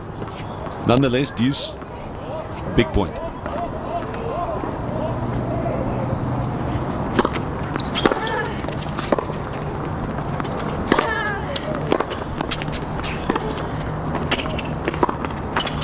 Wow, Miyazaki made such a good pickup on the slap defense, and then missing the easier one, unfortunately. So Miyazaki finding herself in a tight spot at the moment, being breakpoint down 3-all. We spoke about the importance of the 7th game in both the previous 2 sets, what a difference that made in the first set, the 8th game actually in the 2nd set, and we're back to this 7th game.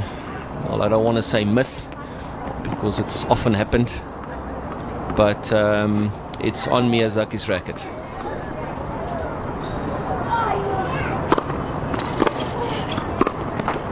Well, she does make the great serve. Glushko makes the return and she gets the very important break. She goes up 4-3. As we said, Biddy, the more aggressive she plays, she seems to do really well, where she takes her chances. There was a game point for Miyazaki that she hit a clean winner off the return down the line, and now that return was big again.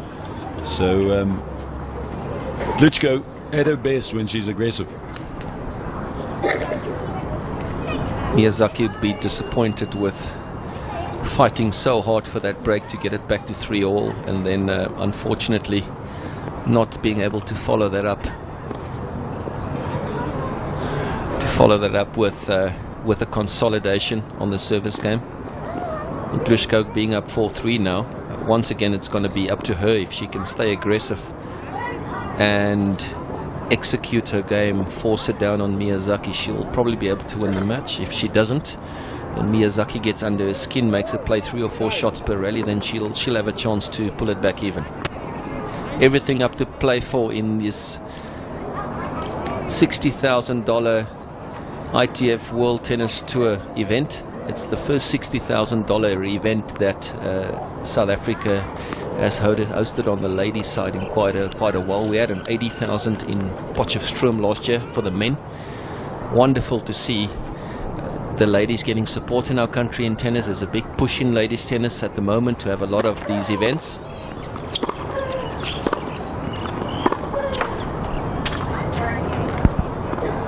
Very lucky, which is part of the game for Glushko.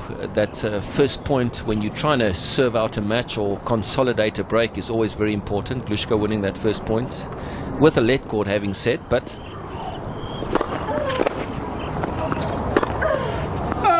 yeah, she doesn't care where they come from, Pidi, right now. She just wants 4 points. If she can just get 4 points quickly, she'd be quite happy. This time she went for it but misses. This is such a big game for her. She manages to hold here. She'll feel like she has a chance to break and another opportunity to serve. Just takes the pressure off the return. If she gets broken here, you're back into that seesaw mode where you're not sure what's going to happen next. And every time it's tight, I want to back Miyazaki. I want to feel like she's going to have the experience to pull it through, unless the youngster can overpower her. There we go. She has to make that. Yeah, I thought she already reached out for the previous shot that she made on that backhand. She looks slightly off balance. Maybe her footwork is what gets tight when she gets nervous, Pidi. In most cases that is so, and maybe with taller players it's even worse. Why are you looking at me when you say that?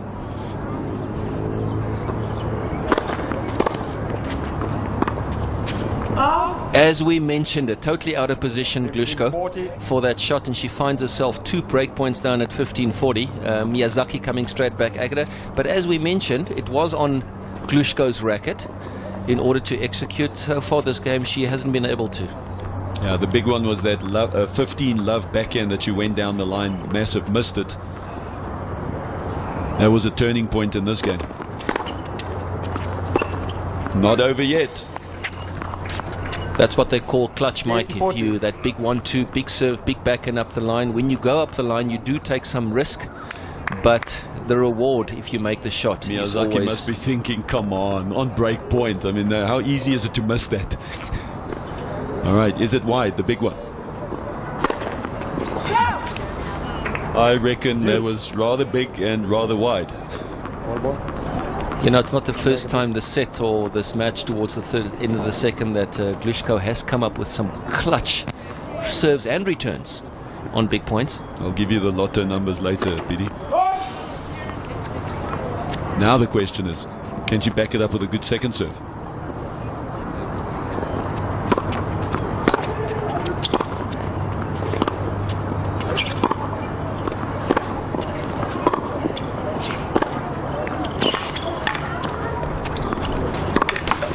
Oh, that was kind of pushy from Glushko, but she got away with it, with Miyazaki missing the final shot of the rally. That's where we spoke about it. What is missing in Miyazaki's armory that she's not? This is what's missing. This is a standard play. She's made it 10 times today. She's just going to hit this into the backhand corner. She's going to come to net and look at the positioning. The point's hers.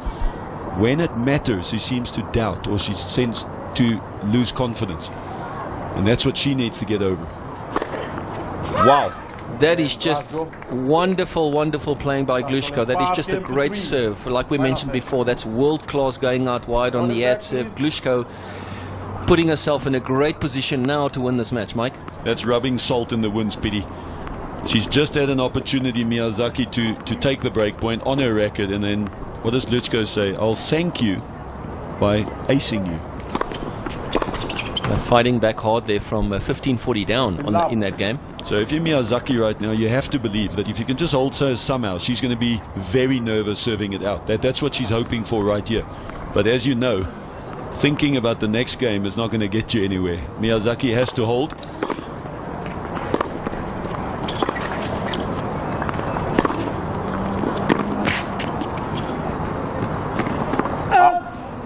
Yeah, good aggressive point by Miyazaki, creating the angle.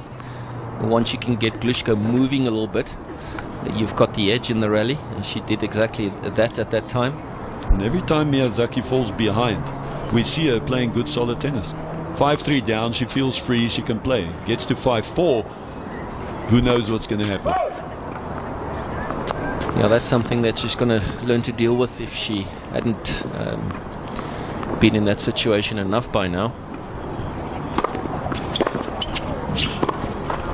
Yeah, I've seen enough of Miyazaki just in this match to know that she should be ranked, if not in the top 100, close to it, Pity. And it's these situations where you need to believe in yourself, where her quality drops every time there's an opportunity, where she just doubts herself. If she could just play at the same level and finish the match, I reckon we would have maybe not seen her here today. Yeah, Mike, if you look at the match that she won against Babos, 1-5. Now, the type of player Babos is she's aggressive. And I think Miyazaki likes it when it's not on her racket. I think she likes it when it's on the other player's racket and she can defend. But once it's on her racket, that's when the doubt comes in. And we just saw it there again. She made a great serve, mid-court ball. All she has to do is drive this into the backhand corner. We've seen her do it how many times today? Now watch this.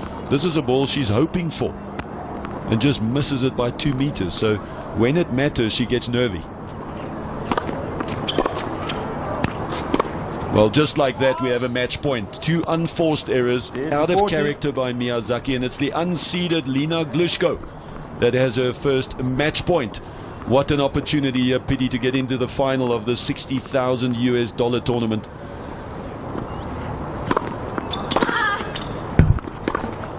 That's going to do it. That is a massive win, Pity. The unseeded Lena Glushko of Israel comes through against the number 8 seed Lily Miyazaki. It was 3 sets needed, but it's the young Israeli that pulls through, and she books her place in the finals tomorrow of the Tux International. 2 sets to 1, yes. That is just an amazing win by the young Israeli Glushko. She's totally deserves that win. Great fight back, played the big points extremely well compared to her opponent, and well done to her. Yeah, I'll tell you what, I didn't see that after watching the first set 6-3 and at 3-all. We were talking about the momentum, and at that stage I just didn't see this youngster being consistent enough to pull it through. I've been proven wrong. It's Lena Glushko that comes through. There are the stats, and you could see that Glushko is up to 60%. She was down in the low 50s, so obviously the serve became and playing more of a role. The unforced errors, just look at that. There was a massive gap between the two of them, where Miyazaki was leading by a mile. In the end, not much in it in the unforced errors. And in the end, how's this, Pity? 87 points apiece over the 3 sets. So not much in it. But in the end, it's the young Glushko that pulls through, and she manages to win the semi-final 2 sets to 1. Let's go down to courtside and hear from our loser today, Lily Miyazaki. Lily, not your day today. You gave it all. You had won that first set. Second set was a wobble, and then it was match game over for you. What do you think, if you can, give us your thoughts on this game? Yeah, I mean, it was a really tough match. Obviously, I went up and I was playing pretty well for the first set, and then up until the middle of the second set. But I think she started playing better as well. She started hitting really good serves, and it made it tough for me as well. And I mean, tennis, it comes down to a few points here and there, and I just couldn't take my chances, whereas she was able to. So. And you had quite a run coming to the semi-final. You beat the tournament favourite, Tessa Adriana, and yet you felt that perhaps this game you had not much left in the tank? I mean, yeah, maybe towards the end I was feeling it a little bit physically. I think here in the altitude it definitely takes it out of you a bit more. But yeah, I mean, in the end she played better than me, yeah. So what happens next now mentally? Do you have to go and dwell on this, or do you get over it very quickly? I mean, I'll try to get over it quickly because I have another tournament here next week. So yeah, I'll have maybe tomorrow off and then get back to work. Thank you so much, Lily. We look forward to seeing you again.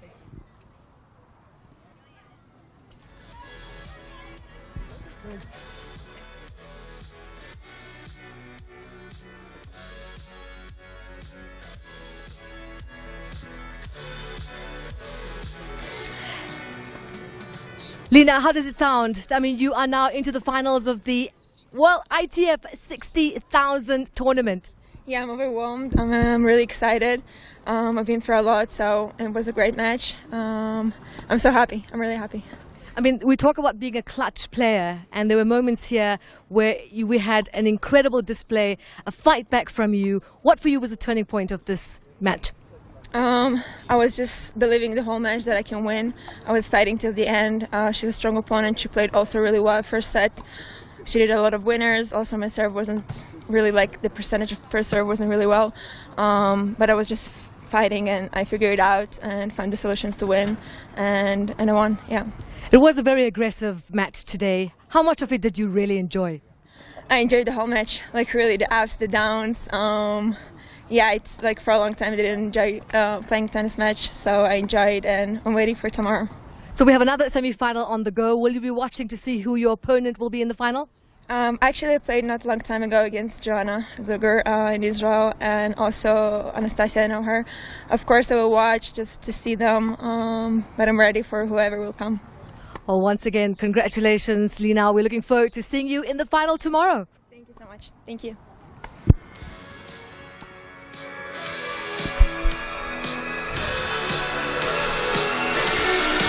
Well, a fantastic win for the young Israeli Lina Glushko as she goes through over Lily Miyazaki, the number 8 seed, in 3 sets. And of course, she's booked her place in the final. Who will she play?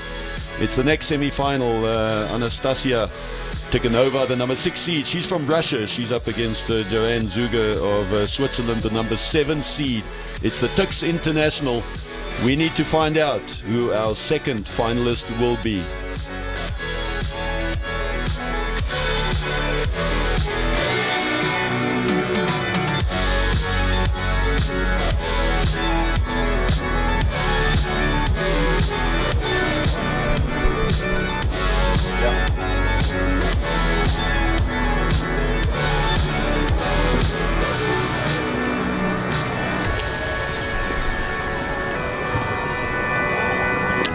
Joanne Zuger, her coach in picture there.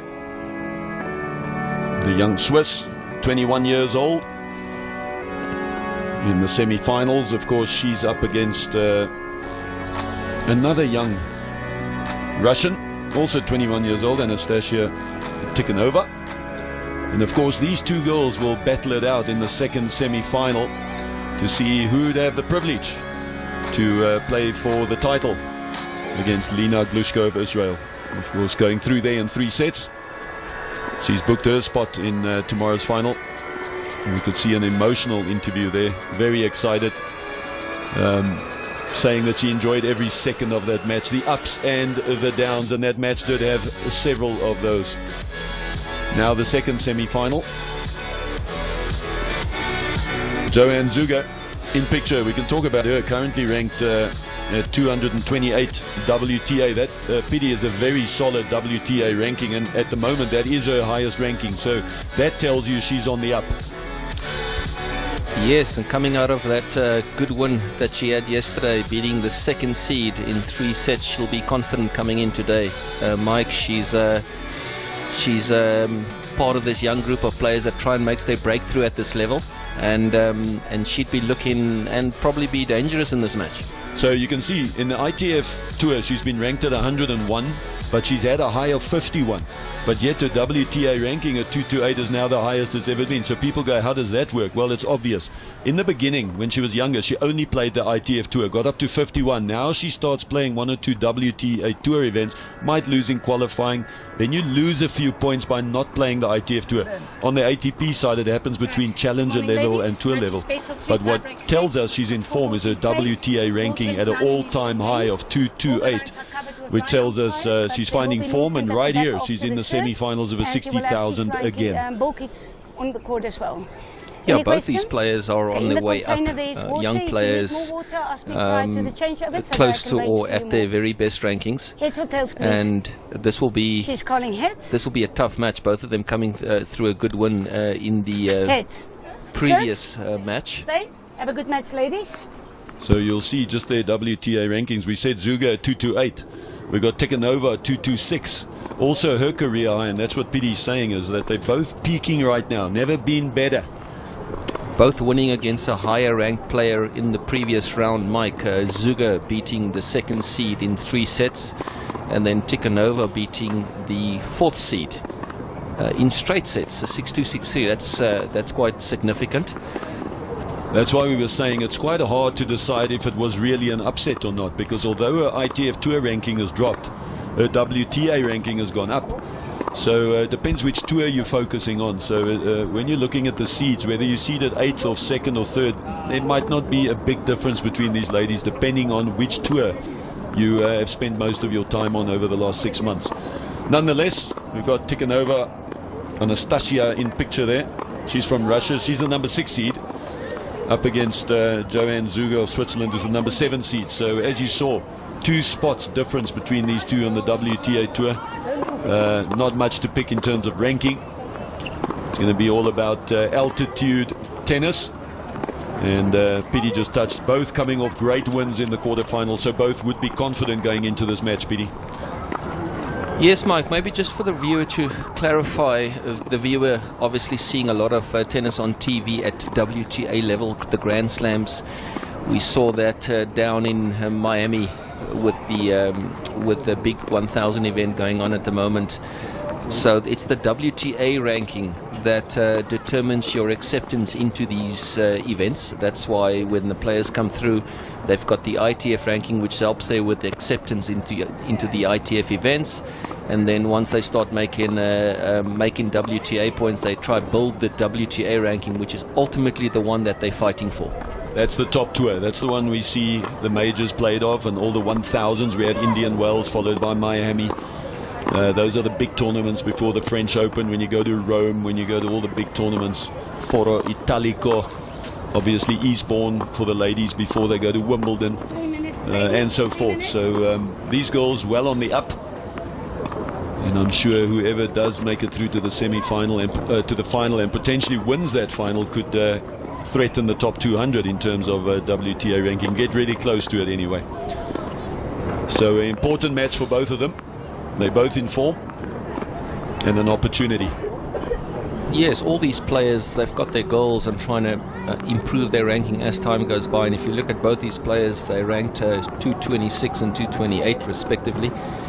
And their next goal would obviously be to break the top 200. Now, reaching the semi-finals of this event might already have done that, or possibly the finals. So they both playing to reach their previous highest ranking in this match. So you know that there's a lot for them to play for in this match, and obviously the one that wins possibly in the final. So there's a lot of points for them to be made in a $60,000 event. So they'll be taking this extremely seriously, because this can almost pave the way for them to break the top 200, possibly even 190, 180 if they can come through a win in the next 2 days.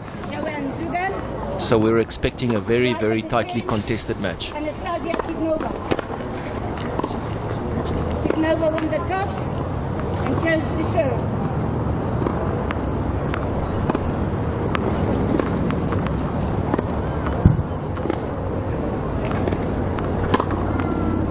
when these players are warming up, they're just trying to get a feel for the conditions. Not too hot in Pretoria at the moment. We're out at Tux Tennis, the old Elsie de Villiers tennis grounds. Temperature supposedly going up to 30 degrees today. It wouldn't be that now, maybe about 27, nicely and moderate. Some of these players from, well, the Russian player obviously, as well as the Swiss player, wouldn't be used to extremely hot conditions like we do have in South Africa, but they would find the slightly cloudy weather today more suitable compared to what they're used to. Once the weather gets a bit cloudy, it tends to slow down the conditions a bit. The rallies can then be maybe a little bit longer. We are playing in high altitude, which already quickens up the game. It's fast off your racket, it's fast off the ground, and you're tested with how fast you can react and get your feet in position. Both of these girls are young players, as we mentioned on the up.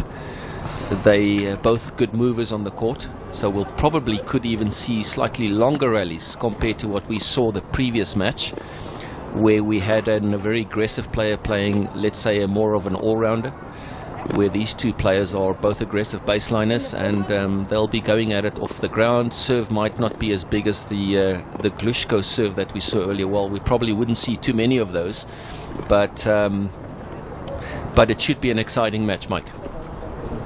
We saw Audrey Duplessis taking charge of this one. Just another.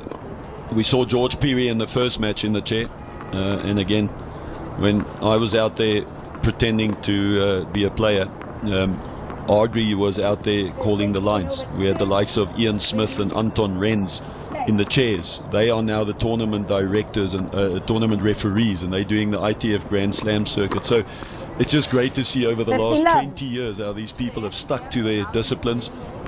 So many opportunities in tennis other than just being a player, and officiating is a real opportunity, and these guys have stuck to it. They've now reached the pinnacle where they're sitting in the chair, they're controlling the matches, they're getting call-ups to international events, not just in Africa but all over the world. So just a great shout out to all our officials who've stuck to their guns and achieved a lot. You know, Mike, it's like that all over the world. I recall playing the USTA satellites back in the day, and there was guys like Brian Early. Remember him well. Mike Lou. Yeah, and Brian Early is now the tournament director for the US Open. So that's just quite amazing how you make your way through, you know, officiating at futures and challenger level, and then making your way through the Grand Slam. It's quite amazing. What a career. I remember Brian Early, I remember Mike Lou, all these guys working the USTA satellites. So Tikhanova is serving first. Of course, as in the first match, both these girls would like to settle down, settle their nerves, get on the board early and try and find the momentum. And Tikhanova at 30-15.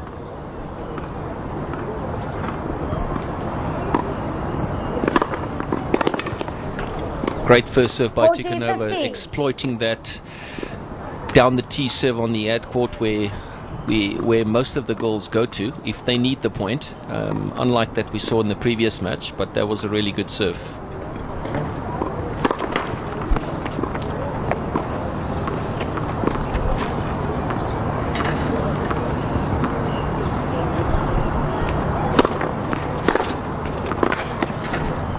A rocket off a forehand return 40-30 by Zuga.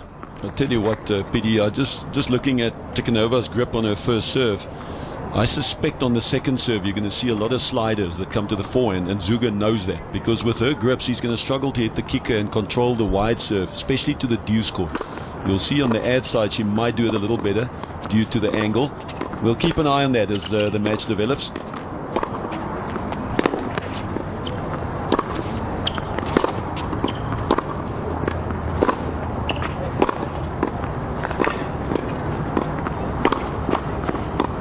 Brilliant. Great shot by Tikhanova. You know, Mike, we spoke earlier about the classic flat game that the girls normally play with. We see Tikhanova as just an exponent of that. You know, she's just got that classic forehand, almost Chris Evert-like, on her forehand side. And and that's your aggressive baseline style of play, and she really looks quite dangerous. But what nice there, you saw her go for the, I want to call it the Zugger, professional slap, was the inside out forehand over the low part of the net to the long part of the court, where in the rally building up to that you saw more topspin as she was working the point. So quite a skill to know when do I pull the trigger and flatten it out, and to which parts of the court to give myself a higher percentage opportunity of making it. Tikhonova is on the board. She leads 1-love. Zugger serves.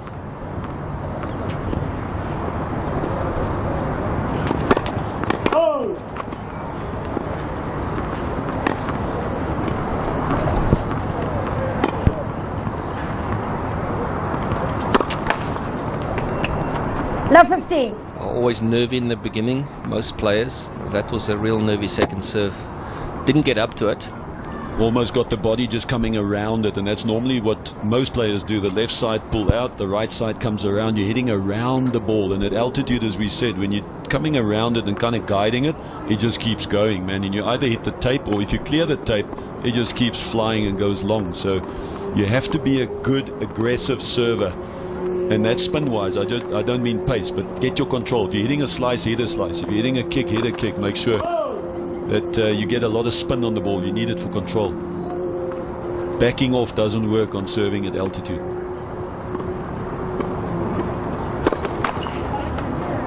Love 13. Again, as you said, the left side pulls out and drops down, pulls everything to the left, and then it's a really tough call to get it over there. That's normally nervy, so we'll give her a little, we'll give her a rain check here and give her a few minutes to settle in.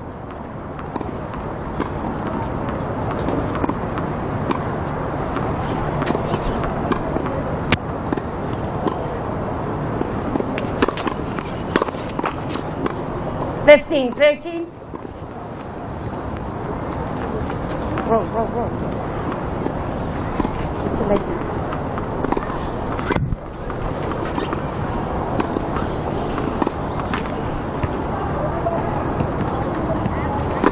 Hold.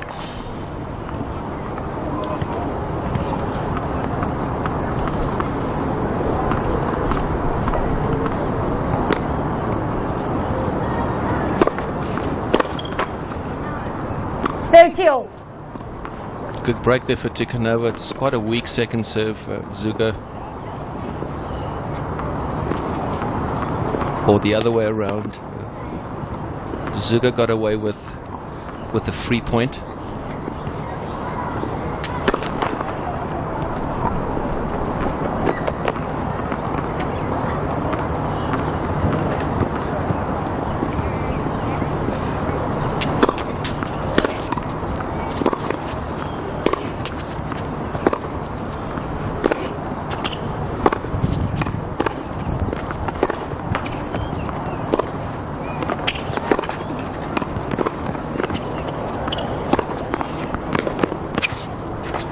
Nicely struck 14, point by 13. Zugger.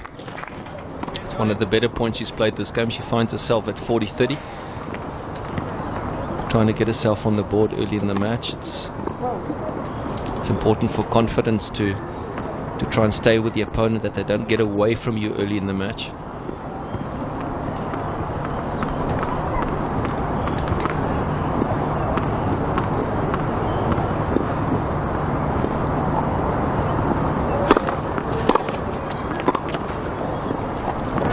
Fantastic return by Tikhonova to take it to deuce. Zugger finding herself under pressure already early in this match. Tikhonova Yes. looking slightly more comfortable Wait, please. at the moment, but still early in the match.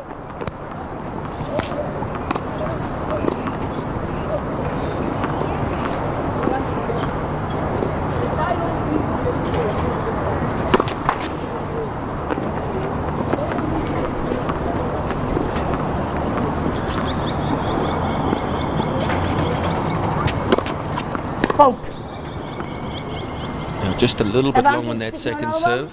Tikhonova gaining a first break point. Zugger not quite getting up to that first serve yet. She looks a little bit cramped. Not hitting the ball at full reach, but she's under pressure. Break point Tikhonova.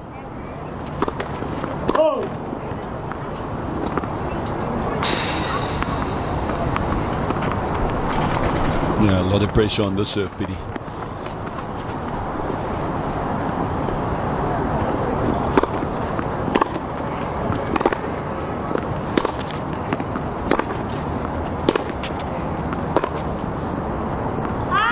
Wow, that did look slightly long, No. but the call not quite going away, and that is a break of serve. Yeah, Balls we'll back, see it please. now. Roll Audrey the du balls Plessis down, please. quickly confirming that it did clip the line. We'll try and see it. This is the forehand right here. Roll. Quickly. Yeah, there's a the chance it plane, might have roll clipped the the line. other Too hard to call. Roll.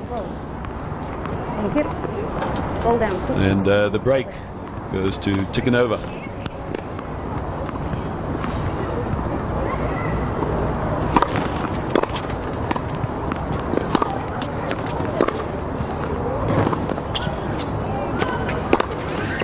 Out. 50 left. Tikhonova is the one who settled down the quickest at this stage. Zuga is still all over the place, trying to settle the nerves and get into the semi-final. Both of them know that there's a lot at stake. Out. 30 left. Nice solid first serve. Again, the flat serve that just shoots through.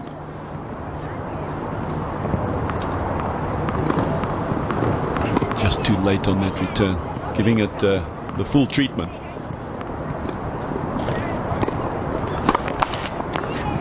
Now let's watch the second serve, Pity. This is where I'm thinking that Zuga is going to be looking for forehands. We'll see if Tikhonova settles down and can move it around. But there, middle of the box, I think is almost the best she can do with that grip. 40 left. So you'll see a lot of middle of the box to the deuce and to the forehand. So that's where Zuga needs to exploit that and try and get the forehand onto it. You'll see here that's almost, look at the position of Zuga. She's so far over. But we'll keep an eye on that. That might give Zuga a few good looks at second serves if she knows which half of the box it's coming to. Great play.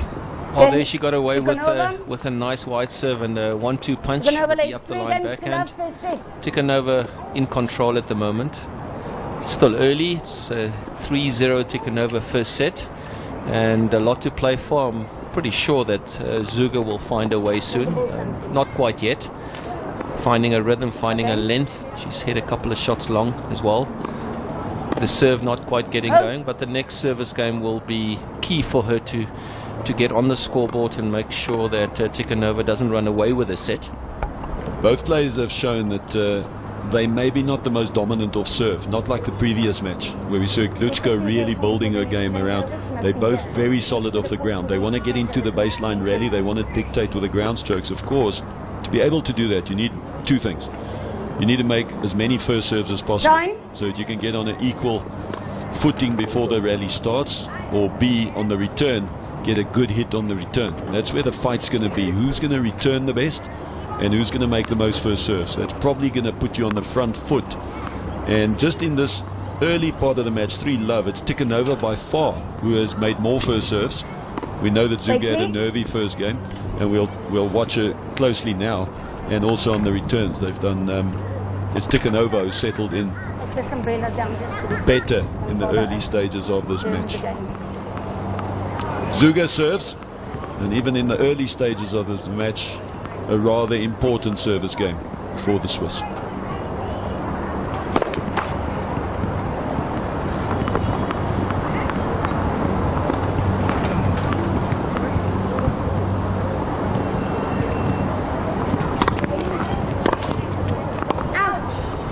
That's pretty weak by Tikhonova, because at this stage with Zuga so nervous on serve, there's no pace on the second. She's coming around. It's going to be to the forehand side most of the time. I can just see Pidi as a coach chomping at the bit here to give her a few tips there to square up and get that left side up. But when you're nervous, Pidi, we all know serving can get messy. But she'll settle down soon.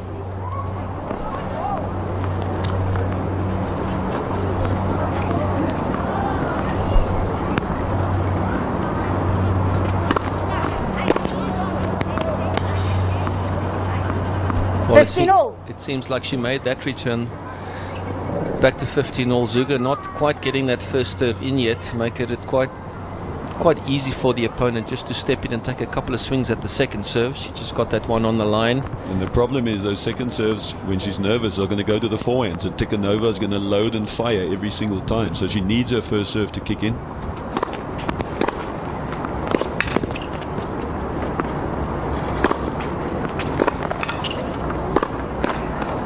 Yeah, way to hang in there by Zuger, just trying to do whatever she can do to get a couple of points on the board.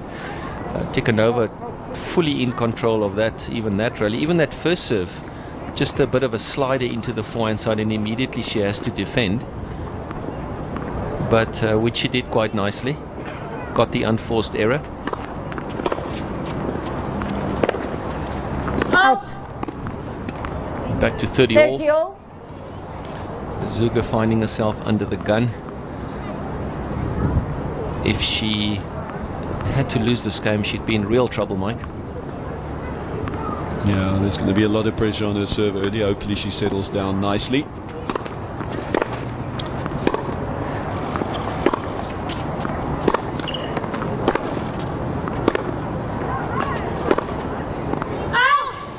At least she's made a few first serves. There's not much on them, and she's not going for too much, but the first serve at least helps her to get into the rally, and that's what she needs, just to settle down. The more she hits the ball, the longer the rallies go, her confidence will grow, and hopefully her serve will improve with that.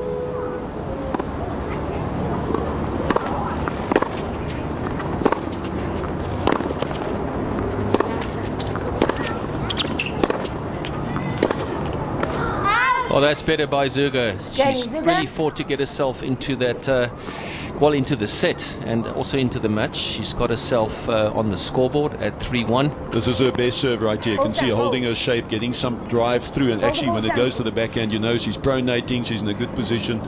So maybe just signs of it coming, Pity. Yes, yes. Obviously nervy in the beginning. These young ladies trying to stamp their authority on the match. It's often not easier said than done. Zuger to serve. No, sorry. Tikhonova. Oh, 15 love. Yeah, still at this stage, Tikhonova the better server, and it reflects in the score. She's just getting on the front foot a little easier than Zuger is behind her serve. But we expect Zuger to just grow in confidence as she spends time in this match.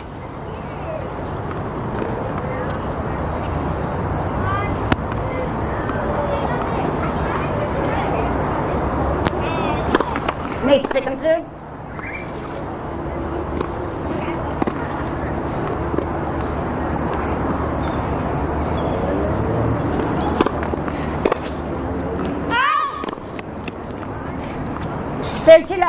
Good second serve by Tikhonova, almost jamming the opponent. We spoke earlier about how important the body serve is for these players in the faster conditions that they're playing in up here at high altitude.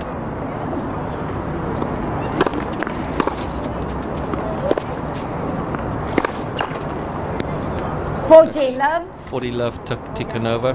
Most of these players, if not all of them, or at least half of them, would have never played in conditions like this before this tournament. So they would have to have made some adjustments to their game in order to be successful in the way they want to force their game onto the opponent, compared to what they're used to playing at coast level, where conditions are normally much slower. 40-15. Double fault Tikhonova, 40-15. Tikhonova in control of this match after the first 4 games. Just trying to convert another service game, which will give you a significant 4-1 lead. Zuger not yet settled into this match.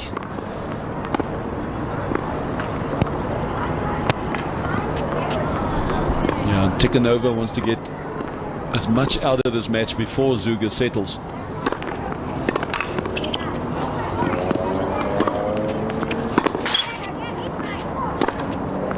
Yeah, again, the first serve put her on the Then front foot Tikhonova. straight away, and she dictates the Tikhonova point. And leads 4 I games to suspect 1. that's the way Serve both set. of them want to play. But at this stage, Tikhonova's first serve is hitting the target more often. She's in control. She leads 4 games to 1, opening set. It does look like Zuger is the player that kind of wants to defend a bit more, and she's comfortable moving laterally on the baseline. But high altitude kind of nullifies that sometimes. You don't have that privilege, and she's getting a bit of attention on the side at the moment from the physical trainer. Yeah, we hope it's nothing serious, maybe just some tightness that just needs to be loosened up a little bit. So just out of picture, she's getting a little bit of treatment from the physio. Hopefully it's just muscular, intense, something that's tightened over 6 days of playing competitive tennis. We'll see if it's in the back. It does look that way, Mike. Yeah. If you think about on her serve, how she was bending out of it, maybe she felt some discomfort in her back in those first couple of service games, which could be the reason why she was struggling a little bit. She's getting some treatment now. To see Now if she can comes get that some magic relief. gel, Biddy, that magic gel. You've had some of it. Hopefully it works as effectively as it used to with you guys. I don't think gel, Mike, was invented when I played, but soon after that. Don't lie, you guys use those horse gel, the blue one. Hey, we found a way. We found a way. But hopefully, just a little massage, maybe loosening up the muscle. Maybe there's just a little spasm, little tightness. And I tell you what, when you're playing a tournament like this and you go deep, it just takes a small little twitch, and the muscles can stiffen up. But hopefully nothing that's going to take her out of this match. Yes, might just with the player that I've been helping with this week, if I see the amount of recovery that goes in, day in, day out, with training as well as after matches, just all these niggles that the players get. If they don't take care of the niggle, it quickly goes into a spasm, and then you've got problems. Yeah, and then what happens is you try and compensate, and that leads to another problem. And all people see is the hard work they put in, the hours on the court. You physically see them, but when they leave the court, there's still an hour or 2 or 3 of rehab, of, as you say, taking maintenance, taking care of the body. They have massages, they do physio sessions, they do all kinds of stuff. If there's a niggle, it's the physio, otherwise it's a massage and maintenance work. And of course you need money for all of this. And not all the players have sponsors and enough budget to take care of it. Well, absolutely. I was out where I live at Pekinwood Golf Estate yesterday, preparing my player for the next match that she plays. It's an American, Jenna DeFalco. And when I was done training, quite a tough day, she had the physio that I use out in Rustenburg, Mike Shook, come out to my house to come and work with her for an hour after the day, Mike. And it just shows you, if you can afford to do so and you can get that recovery done by professionals, it just gives you that little bit of an edge. But tennis at this level is expensive. These players travel around the world. They can't quite afford to travel with their own physical trainers all the time. They've got to use some of the trainers that are available, the physios, etc., which obviously is nice to have at the tournament. But when you get back to your hotel, it's sometimes more ideal to have somebody there when your day is done, but not always as accessible as it is at the top level of the game. These players, when they're at the WTA and the Grand Slams, the physical trainers are on site, they're in the locker rooms, etc., and you can have free reign. But at $25,000, $15,000 and $60,000 tournaments, it's not always available in their hotels where they live. Yeah, well, the good news is she's up and running. Hopefully it's something that might restrain her a little bit, but not take her out of this match. Hopefully she can play through it as the body warms up, as she settles down. Zuger serves 1-4.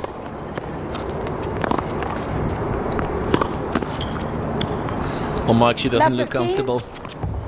Yeah, and I tell you what, getting wrong-footed there doesn't help. She had to try and turn right around, but you saw her not even fight it. So you'll see that she tries and then kind of lets it go, because she knows if it's a lower back right here, you'll see her, oops, and just kind of continues forward. So she will have some limitations. hopefully she can work around it.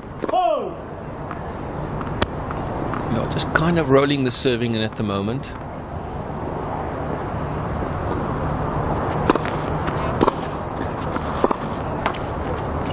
Love 30. Zuga really in trouble. Tikhonová, obviously, one of the more difficult things is to do is to play against the injured player. You're not quite sure how much you need to do. Sometimes kind of disrupts your own rhythm. Yeah, the worst you can do is back off to not make mistakes and not give them. You must just play your own game, and it's easier said than done. You got to focus on what you need to do.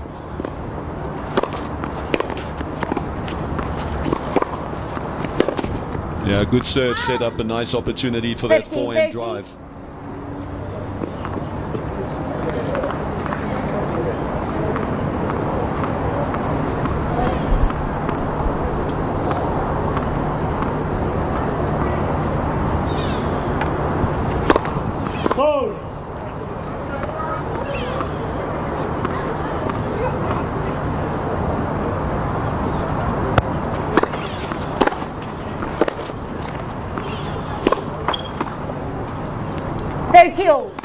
Unforced error, Tikhonová, pretty straightforward backhand that she missed, and Zuga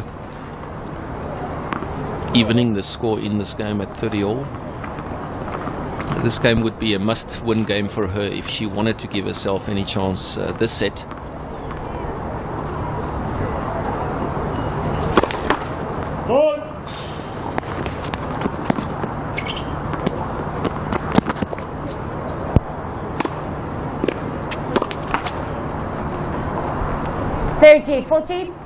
Yeah, that serve is still looking very iffy. Pity coming around it, not extending up, left side pulling down. Not sure if the back's not allowing her to get nice and tall.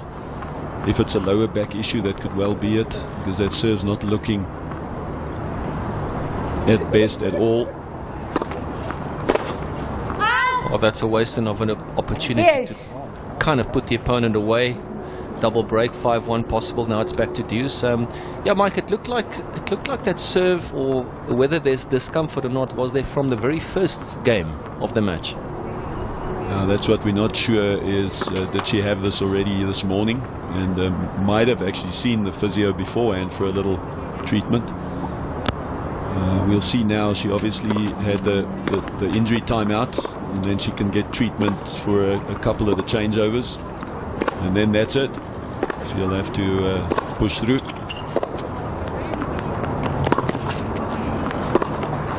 Yeah, sneaky little forehand. Absolutely, yeah. She got that accidental angle, and what an angle it was, Pity. And at a good time, you know, gives her a game point to at least get it to 4-2. So it's this right here. She gets the little miss hit on this forehand, and look at the angle that creates.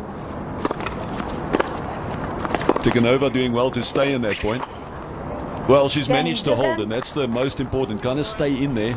Tikhonová's thinking, oh, you know, I got to run away with this. She's injured, and as you said, it becomes a whole mental thing. And who knows how this could turn out. But doing some stretching, trying to get those back muscles to loosen up. We've all been there. A little spasm in the back is no fun. Yeah, sometimes it's just a bit of impingement as well. It's when all these matches, tough matches during the course of the week, catches up with you. 4-2 Tikhonová, serving to stay in control of this first set.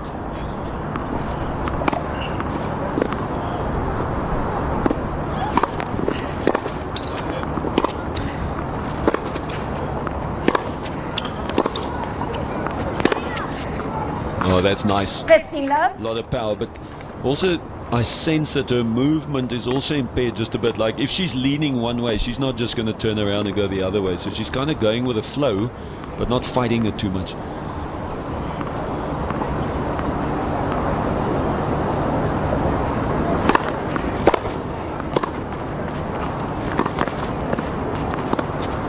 Oh my word. That is an unbelievably good shot played by Tikhonová. I'm going to tell you what, I'm going to say this was accidental brilliance. This is what I'm going to call it. So just watch this. She got jammed and accidentally. That's the best shot I've seen all week.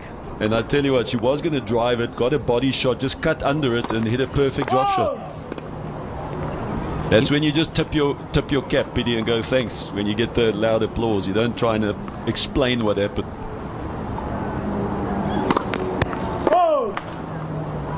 30-15. Yes, this match just struggling to get going either way. It's sometimes tough when the one opponent seems to be slightly injured, that the match struggles to find any rhythm. Yeah, it's going to be a bit stop-start, and if you're Zuga, you want it to be stop-start. You want to mess with Tikhanova's rhythm, her mind. Find a way to compete, even if you're not 100%. Create doubt.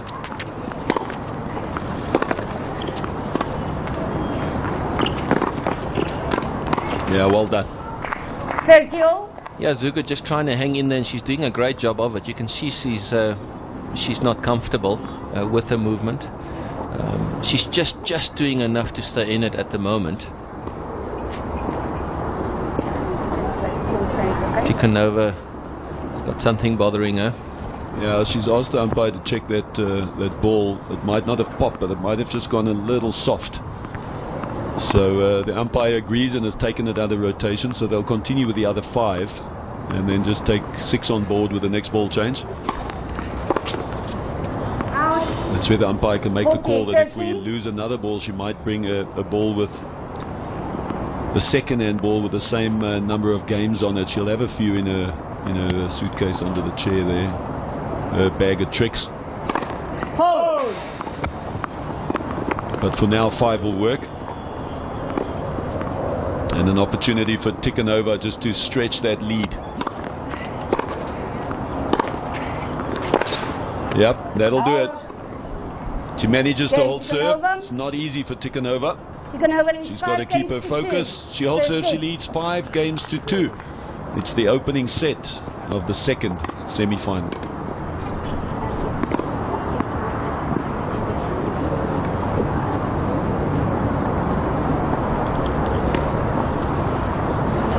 We're in the lovely city of Pretoria. A beautiful Tuks tennis center and the grounds. Well done to everybody involved at the organizational side of this event. Tennis South Africa, our national body, has done a great job to make this event possible in conjunction and partnership with the International Tennis Federation. Also plays a big role in the funding of these events. Tuks Tennis being the hosts. Yeah, I've seen their team around this week. They're doing a great job. Prince Madema and his team here at Tuks Tennis, well done to them. They've got another tournament coming up this week. Today is the semi-finals and tomorrow the finals of the $16,000 event.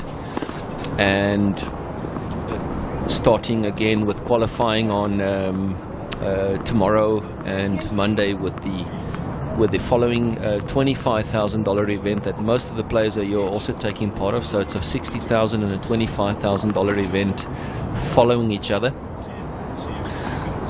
and it's just fantastic to have these type of events in South Africa. We've got Tikhanova serving for the first set. Good passing shot by Zuger.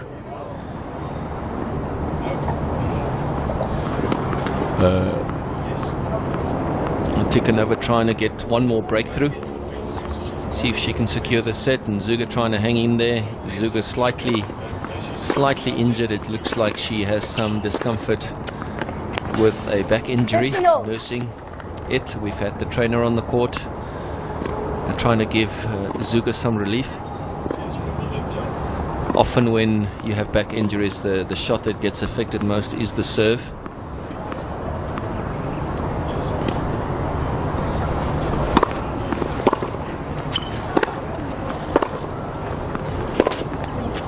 Out. 15-13. So right there we've got Tikhanova's coach, and interesting stat, that's Andrei Rublev's mother, Biddy. Top 10 male player in the world, Andrei Rublev. That's his mother, and she is currently the coach of Tikhanova. Yeah, amazing how some of these families, they're in tennis one way or the other, tennis families.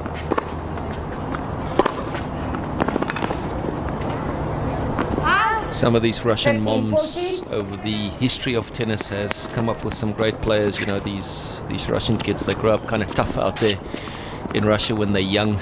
So if they get an opportunity, they get on tour, they are mentally quite tough.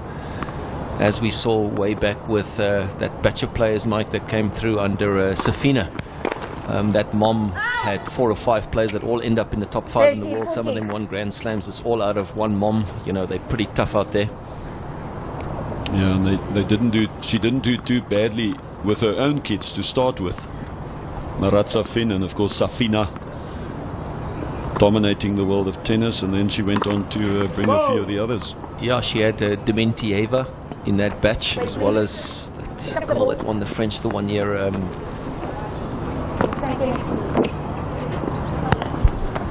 Really good, strong batch of players that came out of Moscow in those years. Second serve. Yeah, they had a factory going there at one stage. Anna Kournikova, the most famous, of course, later Maria Sharapova, and there were a bunch of them in between. I mean, we know many top 50 players from Russia at that time, specifically on the ladies' side.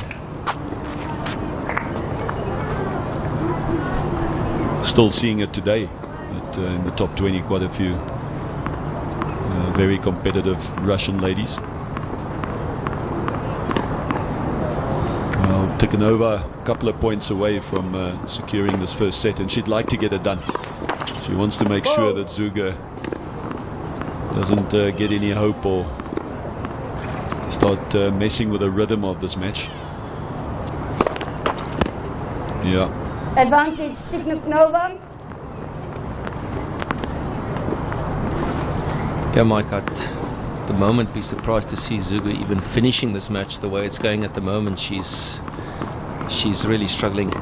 Yeah, that's what Tikhanova wants to achieve. She wants to take all hope away. So let her reach a point where she doesn't believe she can win this, and then she won't continue. Why would you play with an injury with no hope of winning? So Tikhanova is going to be very disappointed with that, because that's a set point that she had on her racket. The best you can do against an injured player is just keep going and just rack up the points, rack up the games, and eventually they're going to have no hope. As long as Zuger has hope, she'll hang around.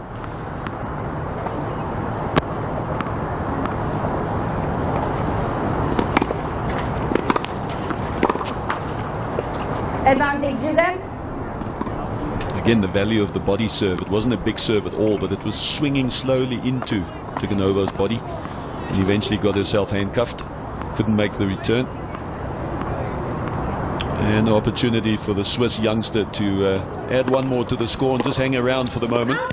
And that'll do it. She holds serve. 5-3. And she's just making Tikhanova wonder, Vidi.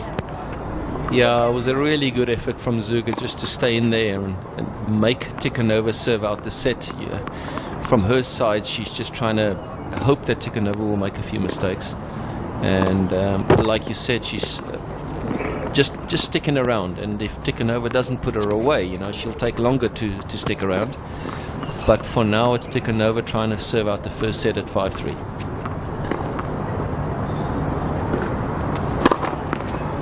Well, that is just a great way to start any game when you serve for the set, is by making the point nice and short and keeping the nerves under wraps, which is normally around when you serve for the set for the first point or two.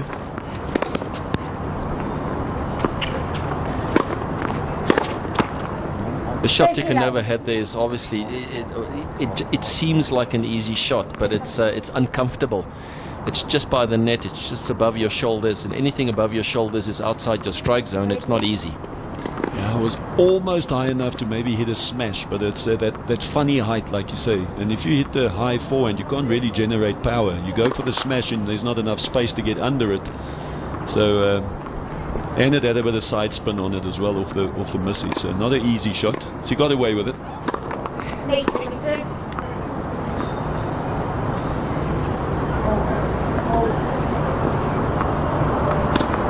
Yeah, you don't want to really let the tennis ball drop, but that was an instance where she maybe wanted to let it come down just maybe another, 30-40 centimeters and generate a little more power in the hitting zone. She almost reached up to it. 40 love.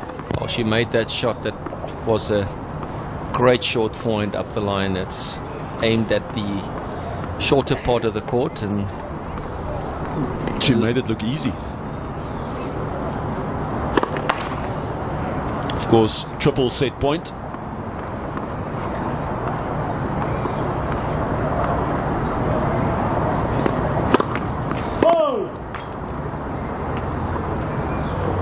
It's hard to keep your intensity up when you know the opponent's injured. You kind of, I'm going to win the set. We just need to get there. But to get there, I need to get fired up. And it's hard to really keep the intensity and the focus.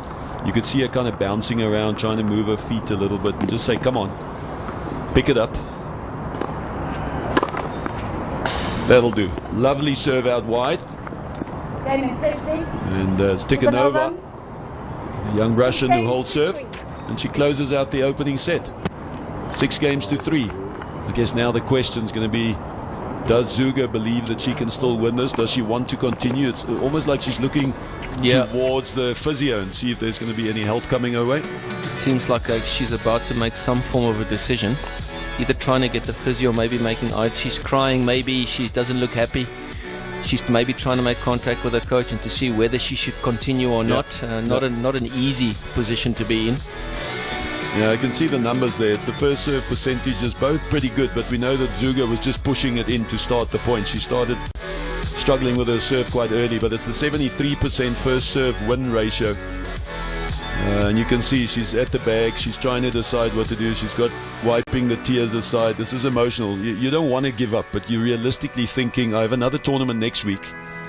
Can I really win this match? And if I do continue, is this going to be so bad that I won't be able to play in 3 days' time? She could ask for a Tuesday start, which they'll give to her if there's an injury involved. But all these things are going through your head at 1,000,000 miles an hour. She's looking towards her coach, trying to get some. She's actually talking to him. He's standing on just outside the court, and look, it's really emotional, and she needs to now make the call. Is she going to call it, or is she going to hang in there and see what happens? She's shaking her head, kind of saying, yeah. Yeah, it's Mike. It's you feel for a really difficult situation that she's in. For now, it does seem like she's going to try and continue. I'm going to take a guess here, Pity, that the coach is saying, go another game or 2. Let's just hang in there and see. And she's kind of feeling, I don't think I can do this. And he's so she's unsure. We could see. I think if it was her call, I think the coach says, who knows? In the next 2 games, she might roll her ankle or whatever. It's so hard giving up because there's always a chance. And it's a fine line. Yeah, not easy, Mike. I must say, I'm not somebody that think you should play unless you're 100%. That's my opinion. But unless you think you can win it realistically. So if it's something that's holding you back 10% and you can still compete in a doubles match, maybe you can hide around your part, change your tactics. But out here, from what I've seen, she can't realistically win it. Something needs to happen to Tikhonova. No, of course, but I do agree. In the beginning of the set, something strange might just happen. So if you give it a game or 2 and you still see, okay, I'm not looking good, then you can call it. I reckon Tikhonova breaks serve here, and you might be close to a concession. Hold serve, then stick around. Nate, second serve. And she really is hanging around.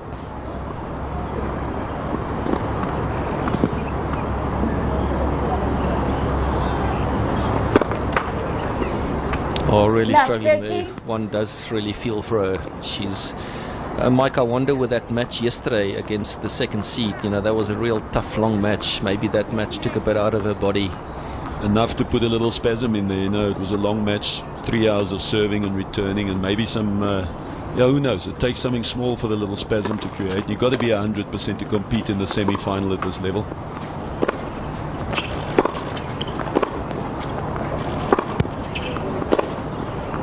Yeah, credit to Tikhonova. That's a really good shot to take it up the line. She's trying to make the rallies long and just trying to stay in it. And those were 2 of the best backhands that Zuger's hit. She really hit through them, and all she did is she took the second one straight up the line. You'll see the first one she smokes. Then she comes back with another good drive. And then this one, she just says, all right, that's enough. Oh, 15-14. There she could have possibly almost be one of the last points that she plays, but she misses it. Zuga thinking, oh wow, I'm still in there with an outside chance. yeah, that would be the definition of outside, Biddy. But we've seen stranger things. 13, So 14. right now she's hanging around. And to this point, Tikhanova knows if I break serve here, mentally, I'm going to take her another 5 steps backwards. But now she's missing 1 or 2, trying to maybe just make the balls. It's tough playing an injured opponent.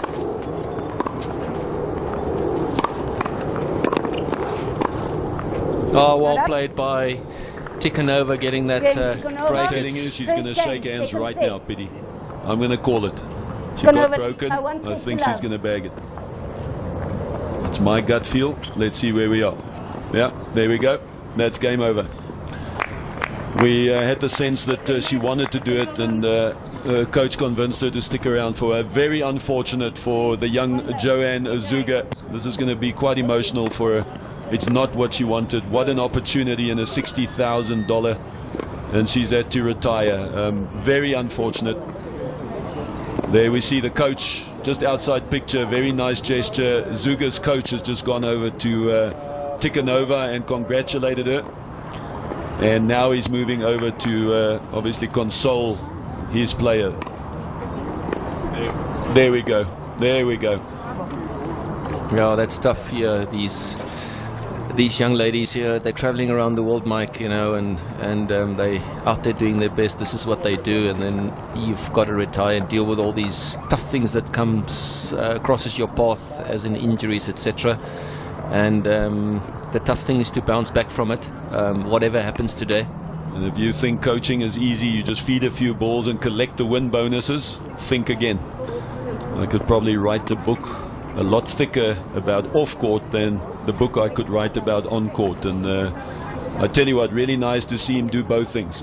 Congratulate Tikhanova, probably wish her well for tomorrow, and then take care of his charge. There's another week left, so probably get her off the court, get her to physio, get some treatment, do the same tomorrow, and work your way to Monday. And let's see Monday if we hit a few balls, maybe not serve, maybe just hit a few ground strokes. Yeah. But they'll obviously assess and work through it. It's unfortunate, it's sad, and you can see by Zuga's reaction that that's not what she wanted to do. Obviously, that's where the emotions come, not because she's losing. The emotions because she had to give up. It's a big week for her. She's done well so far. And it's just not nice not being in the battle, not being in there with a chance. The minute you shake hands, that's it. It's final. I do feel she's made the right decision, Mike, to carry on. She's given her a shot. She's done her best, but she's always got the next week coming up, and she needs to give herself a fair chance. She wasn't going to win this match, and she knows, you know, that it's not always about just today. You know, today you're giving your best, you're doing everything you can, but there's a tomorrow in tennis, there's a next week where you got another opportunity. And if what she's done today is all she has for today, then that's the way it is. She's going to go out, rest, recover, and get the best treatment available in order to give herself a fair chance when she steps back onto the court next week. Yeah, it's the real definition of the big picture. It's hard to let this one go, but what about next week? What about the rest of the year? There might be some big tournaments a couple of weeks away. So it's the big picture that you need to take into consideration. Doesn't make today any easier, but let's wish her well. Let's wish her a quick recovery for next week and the rest of the year. She's done well to get to this point, and I think that's why she's disappointed. She's played well, so in the back of her mind she feels if she was healthy she would have a chance to make it to the final, and we saw the emotions. Very unfortunate. Anastasia, you came out gun blazing in the semi-final. Not quite the ending you wanted, but here you are. You're going into the ultimate match tomorrow come Sunday. Yeah, thank you so much. First of all, I would like to say so sorry for John, for my opponent, because she's a very good person, very good player. So I hope she will get soon. And yeah, hopefully we can play together one more time. So now you've got the former world number 5 mother, Andrei Rublev. She's your coach. What did she say to you before this match? I mean, not really special. So, like, before every match, she's just saying me, like, you just have to be focused. You have just to be on court. So it's your life. You just need to be enjoy. So, I mean, yeah, nothing special. All right. Well, this is going to be very special for you. You're playing an unseeded opponent tomorrow in the final. She is quite the challenger. She's aggressive. You know, Lena has really shown us today that she can come out also. Same, guns blazing. Yeah, also congratulate to Lena. Yeah, I'm really excited to play against her because I never played before. So yeah, I think it would be the great match tomorrow. Well, once again, congratulations, making it through to the final, and we look forward to chatting with you again tomorrow. Thank you so much.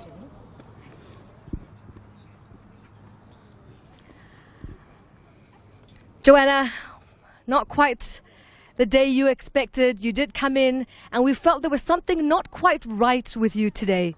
Was it because of the injuries? Yeah, it was because of my back. I've had it before, like 2 weeks ago at home before coming here. I couldn't practice properly before coming. Then it was fine again, but like 2 days ago I started feeling it again. And it just got worse and worse, and I had like singles and doubles every day, so it was just too much. And your match coming into the semi-final, another Russian player, Valeria, was a 3-setter, 2 hours and then some on the court. Could that have been just the trigger for you? Yeah, probably it was just a bit too much. It was a really intense match yesterday, and I played doubles after that also. It was just, in total, the number was just too much. And I mean, we always say it's mind over matter, but physically sometimes the body just won't will itself. How will you plan now going forward and getting over with this setback?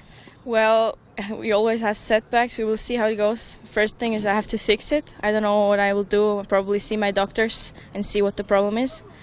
And then I go back to training. Well, we're looking forward to seeing you. Are you leaving the country, staying with us?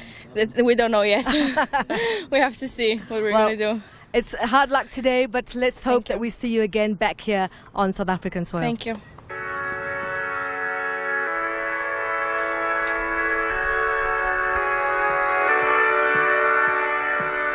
Well, great words there from our winner as well as our loser today, and we wish her all the best, Joanne Zuga. That's what we saw today on centre court. It was semi-finals day in the first match, an upset, unseeded Lena Glutschko, a 3-set winner over Yuriko Miyazaki. Really good effort. The second final, as we just saw. Unfortunately, Joanne Zuga, back spasms, could not complete the match, and it's Anastasia Tikhonova from Russia that moves through to the final.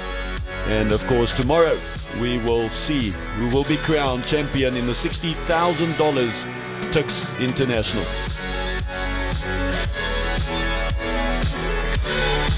Well, that wraps up the semi-finals for today. We've seen some incredible action. The first match, as always, producing some dominant tennis here at the ITF $60,000 tournament, coming to you live from Tix. Hashtag Tix International if you want to follow this after the broadcast. And we have a Russian together with an Israeli player in the final tomorrow. Looking forward to it. And as always, SABC Sport elevating women's tennis together with Tennis South Africa. We can't wait to bring you this encounter. And unfortunately for Joanne Zuga, she goes out, but Anastasia doing so well to get through into the final. She'll take on the Israeli player Lena. Well, join us again tomorrow where we'll bring you all the action live right here from Pretoria, and it's Tennis South Africa as the ITF host for the $60,000 tournament. Bye for now.